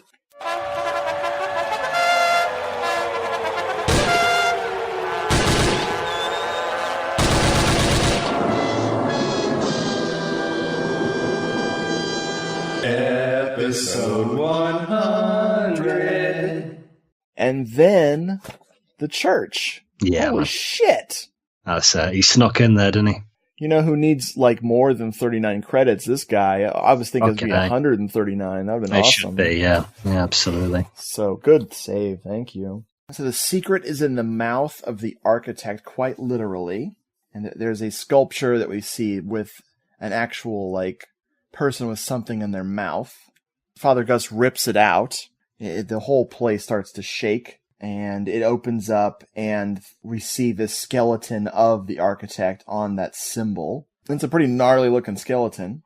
Yeah, it's still got that badass, horrible torture device or whatever stuck in there as well. But also at the same time, the ritual that we've been witnessing with the goat lord mounting Lisa. Yes, that's fun. Complete, and it turns into the Every Breath You Take music video by Sting with all of the candles. That tantric sex motherfucker. Up from the ground, it comes the turd people. Mm. Now, I know that's supposed to be mud, but again, I think poop. And like you said, it's like strangely referencing the M.R. James story and all the poop in that one. I mean slime. You want to talk about show-stopping set pieces. Holy shit, yeah. You've got a giant ball of corpses raising up from the ground. All these people covered in mud. It looks like that second Woodstock they did, which is a horrible mistake. And there's just naked bodies writhing around. I feel so bad for the extras that are like slime covered, like just, okay, flop your butt around when the thing raises out of the ground. And my eyes are just drawn to that one butt, that one lady's butt. I just can't, there's probably boobs, but I can't stop looking at that butt. So. Oh man. Just a turd covered woman. So Gus is trying to find the answer. He has to shun the turd people. And then he manages to wrench the contraption out of the dead architect's mouth, and the whole place comes a-tumbling down, and we cut to the final little epilogue here. We see some ruins, and this is where we find out that this has been taking place in Germany this whole time. Well, this has just been obvious to everyone but me. I thought this was Italy. And, they've cordoned off the whole area so no one can get inside. And, of course, they talk about the tragedy that happened when the place came down. And they're going to rebuild the church as this is a tour group, by the way. They're going to rebuild the church to kind of honor the memories of the people who died. And who's running around but Asia, a.k.a. Lotte. Before we cut to her, this moment where one of the kids is like, what's that? And the tour guide is like, just a reflection in the glass. First time I watched this, I must have rewound it like half a dozen times or something. It's one of these moments where I thought, have I missed something? But no, I think he's right. It is just a reflection, but I don't know. It was just like really blagging me for some reason. That thinking, am I missing something? You know that. Yeah, I don't even know what we were supposed to see. Yeah, just another throwaway, dubbing and. I think it is. Yeah, that's a good way of putting it. Yeah. I'm not going to say there's too many cooks in the kitchen on this one. Oh no, not with 6 writers plus the dubbing. They also, when they dub a film like this, there's actually a dubbing director on top of it all. Oh, good old Nick Alexander. Yes, the ubiquitous Nick Alexander. Man, so much good stuff. And, it's so funny. Like, I still like Japanese animation quite a bit, but I'm no longer a purist when it comes to watching things in their original language. Like, when it came to Japanese cinema and especially anime in the 90s, you had to watch the original Japanese just to take it seriously. Yeah. I think you and I have talked about Evangelion before with I had that. Whereas I'm getting ready to, just because I've never seen it all the way through, to a retrospective of Cowboy Bebop, and that's one where I've heard even the director prefers the English dub. It's super good. Cool. You'll have a new person who is Spike in your mind, like as far as the voice goes. It's just probably some of the best dubbing of anime in the history of the genre. Excellent. And it's great because I used to really dislike when they would dub anything. When you have something like kaiju films where you thought it was somebody being racist, like I really thought that American people were dubbing Godzilla movies and doing horrible Asian accents to make fun of the actors, but it was actually just people in Asia speaking poor English to dub the films. And I mean, I can't speak any languages other than English, which I barely speak. So yeah, I love the dubbing in Italy at this time. And this is like we talked about earlier, I think right before live sound was standard practice for Italian films. Yeah. They were so late to the game, it's scary. The cheapness of the Italian people is profound. And the lack of technology to easily record sound in your film, live sound, is just spectacular. There's yet another tangent, Simon. Thank you. Tangentals abound. We get another reference to the Fulcanelli book. And she's very kind of, well, I don't know, unless, this is just a tour guide who's thinking, I'm not going to patronize these kiddie wings, why not? Let's lay it all. I like that's very refreshing. Yeah. Must be Hamburg. This Hamburg school system. The final stinger is, of course, Asia as Lotte, or maybe it's her second reincarnation. I don't know. Perhaps she escaped or she died, and this is years later. She's running around the ruins. She manages to get inside the fence.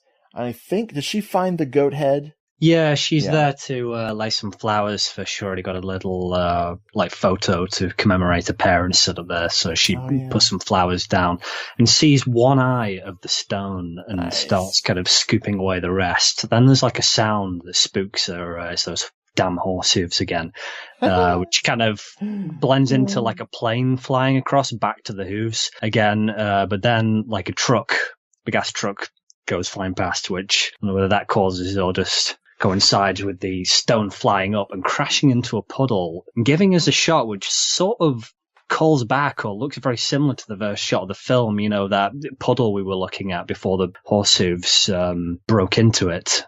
Yeah, after that, then we get this POV from within the hall, which he's looking down, kind of one eye peeking across, and initially maybe a bit understandably trepidatious about looking down here, mesmerized, confused, but then she just cracks the tiniest bit of a smile. Yeah. It's that crazy Philip Glass music's kicking in again, and then cut to black, roll credits.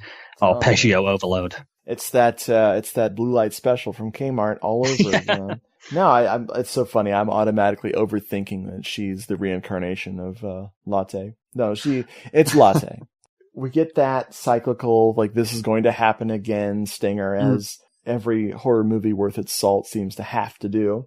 I think it's refreshing when a movie doesn't have that now. Yeah, nice. Yeah. So there's no sequel coming? What? Holy shit. So, some trivia. This is one of the last times that Michele Soavi worked with Dario Argento. He really, like I said before, he wanted to split up with him. Yeah, I read that, and then it's like, well, the next movie he did with them, so it was a bit kind of preemptive in saying that, but yeah.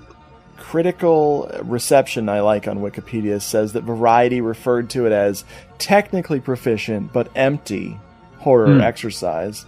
And in some ways, yes, in that there's no central character. Yeah. You could say, and I'd heard somewhere, I don't know, was it within that interview with Soavi or elsewhere, I could have just totally pulled this out of the ether, that Aja's character was kind of an afterthought because they liked her and they wanted to put her in, but she, in a way, is kind of what ties everything together. Yeah. And really, we don't spend enough time with Father Gus. No, definitely not. He really could have been the lead, but I don't think that 1990 or 1989 Italian cinema would have a black leading character. He's an ensemble cast kind of a thing. Yeah, it is. What you were saying about it, the response of it being like, it's technically proficient but empty. I mean, it's like I've wondered about this because Soavi himself had said, because this was meant to be a Demon sequel, but he was saying apparently he saw those as kind of what he called pizza schlock and wanted the church to be more sophisticated, which in some ways it is, but it's like not. Cute. It has its moments of being a bit that way itself, so it's kind of like, Now, I'm not saying that in a bad way, because I love pretty much every beat of this film, but it's like, how well did he really succeed there? Well, that's the thing. One of the reasons why Michele Soavi abandoned horror, I mean, he almost abandoned directing for... His son had health problems, so he really almost completely retired. He's been directing TV, and he's directed one really interesting looking movie recently, 2012, I think. But he was always trying to elevate horror or get out of horror, through his stylistic choices and then through the material he chose. So sure enough, the pizza schlock thing is just perfectly, that's perfectly summing up him trying to crawl out of that. I mean, just look at Cemetery Man, and its artistic leanings are just perfectly mixed with all of the zombie elements, more like extreme gore and everything that happens in that movie. There's that comedy in it, and there's that totally unique sensibility that he brought to that film. Yeah, it's definitely. I'm not going to say because it isn't my favorite of these kind of 4 horror films he did, but I think it's objectively, to try and stand back, that is the zenith of it, really, where just everything seems perfectly blended and nothing, like the comedic bits, nothing unbalances the intent of anything else he's trying to do. It just all sits together really well. I always take issue with a lot of the popular opinion being that that's the last great Italian horror film. Oh, yeah. And I'm like, well, let's be honest, that's Troll 2. Oh my God!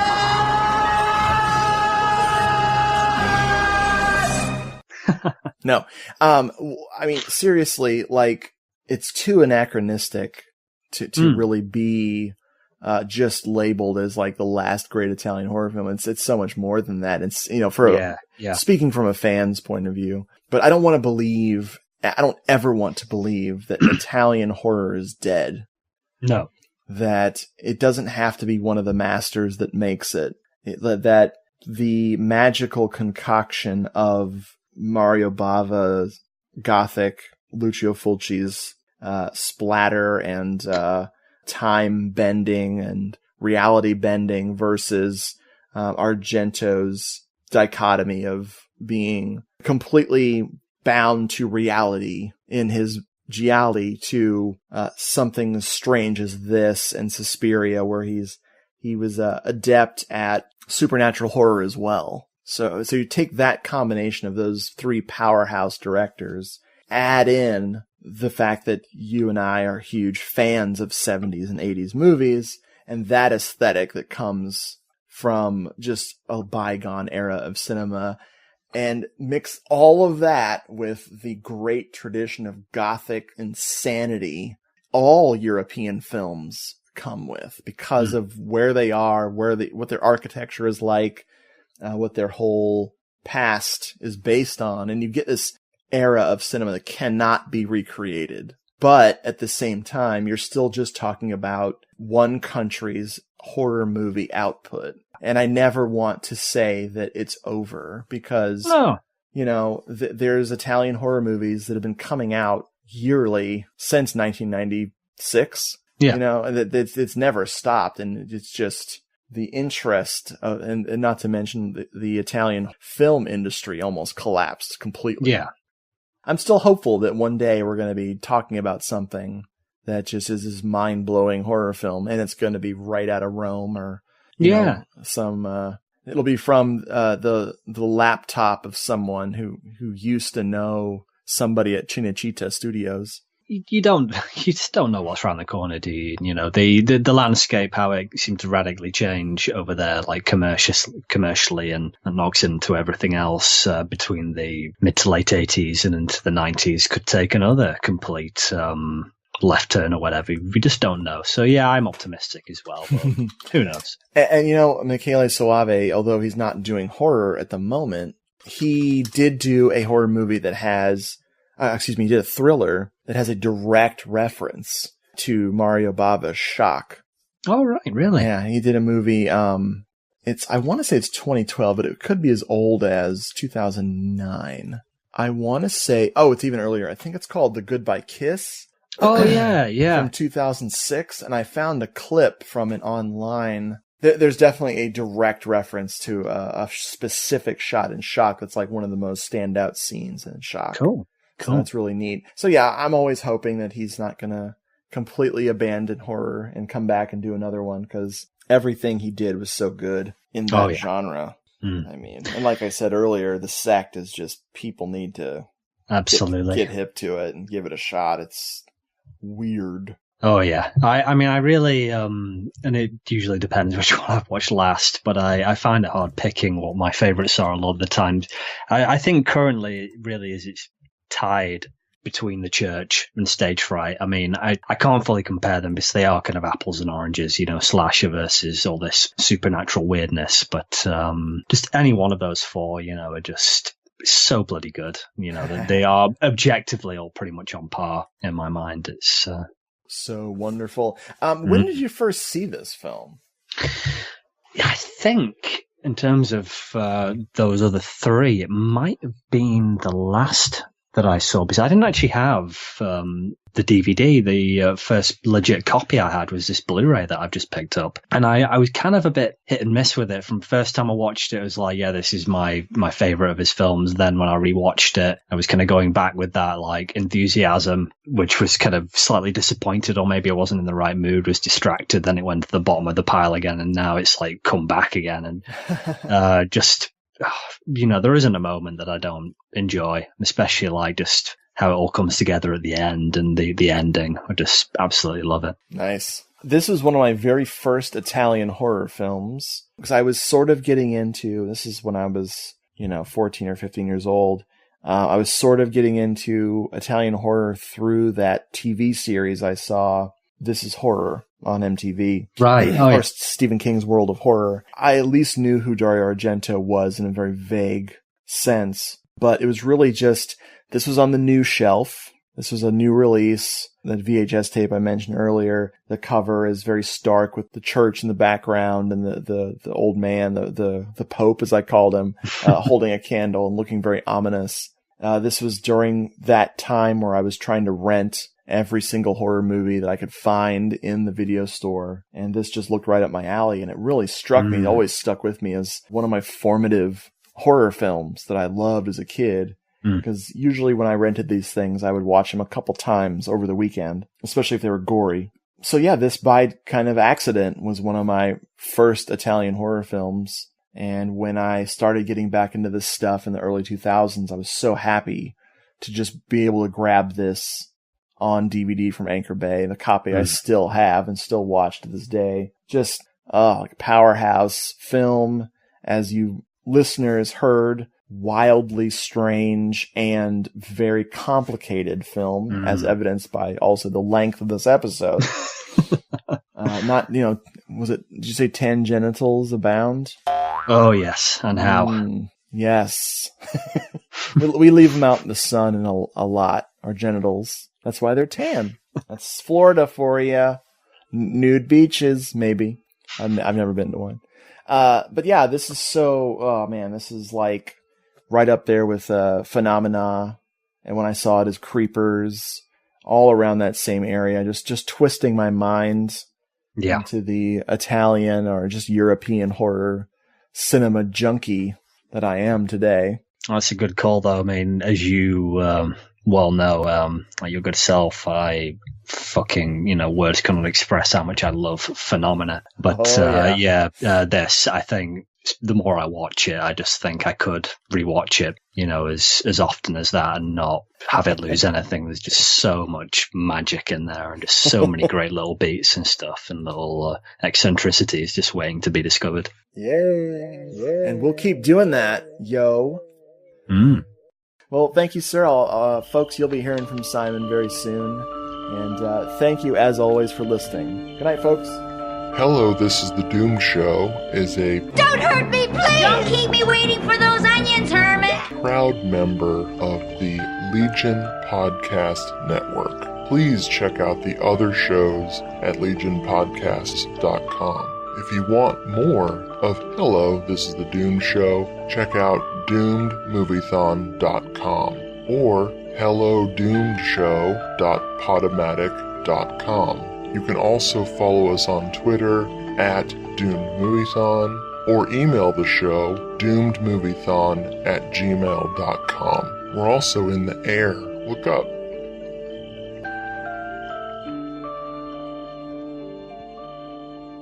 Don't hurt me, please! Don't keep me waiting for those onions, Hermit! Hey, did you guys ever notice that podcasts talk about the same movies over and over again? Yeah, as much as I love Friday the 13th, I don't need another show telling me how good it is. Exactly. Same thing goes for Halloween. It's a great movie, but come on, there's other stuff out there. There should be a show that highlights movies that everyone else seems to skip over. Like... Oh, I always wanted to talk about Absentia. And I want someone to cover the room. The Skeleton Key's a good one. Then let's just do one. We can call it The ABCs of Hidden Horror, and we'll go through the alphabet talking about our favorite horror flicks that get ignored. Great idea! I know what my first one's gonna be. Join Brian, Dave, and me, Jamie, for the ABCs of Hidden Horror on the Horrorphilia Network, where we might discuss some of your neglected favorites, or introduce you to something new. Did you ever see a film at such a young age it left you traumatized with cinematic wounds? Necrophilia. It's a dead issue, man. Don't push it. Cinema Psyops is a weekly podcast documenting an ongoing experiment on the mind of an unwilling test subject.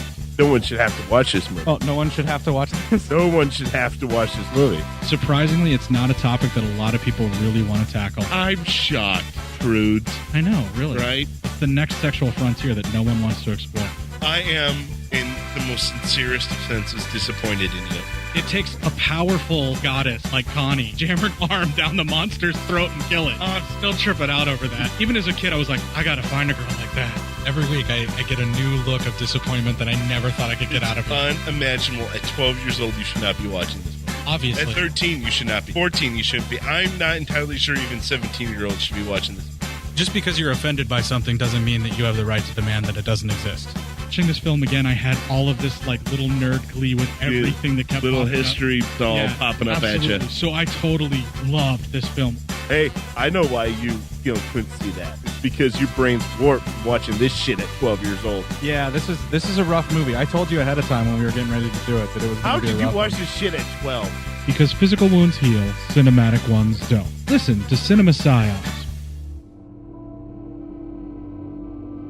Looking for something different in your podcast library? Then why not check out the Podcast Under the Stairs? I'm the host Duncan McLeish, and joining me each week will be a special guest as we examine some classic, old school horror favourites, as well as some modern classics. That's not to say that we don't tackle some of the, let's say, more questionable entries into the horror genre. And if all that wasn't enough, we have a subset of shows called Baz v Horror, where our horror novice, the Baz, tackles horror in all shapes and forms. to see who will come out victorious. So what are you waiting for? The show can be found at podcastunderthestairs.wordpress.com and on Stitcher and iTunes. The Podcast Under the Stairs is a proud member of Legion Podcast Network. This is Duncan McLeish from Under the Stairs, signing off.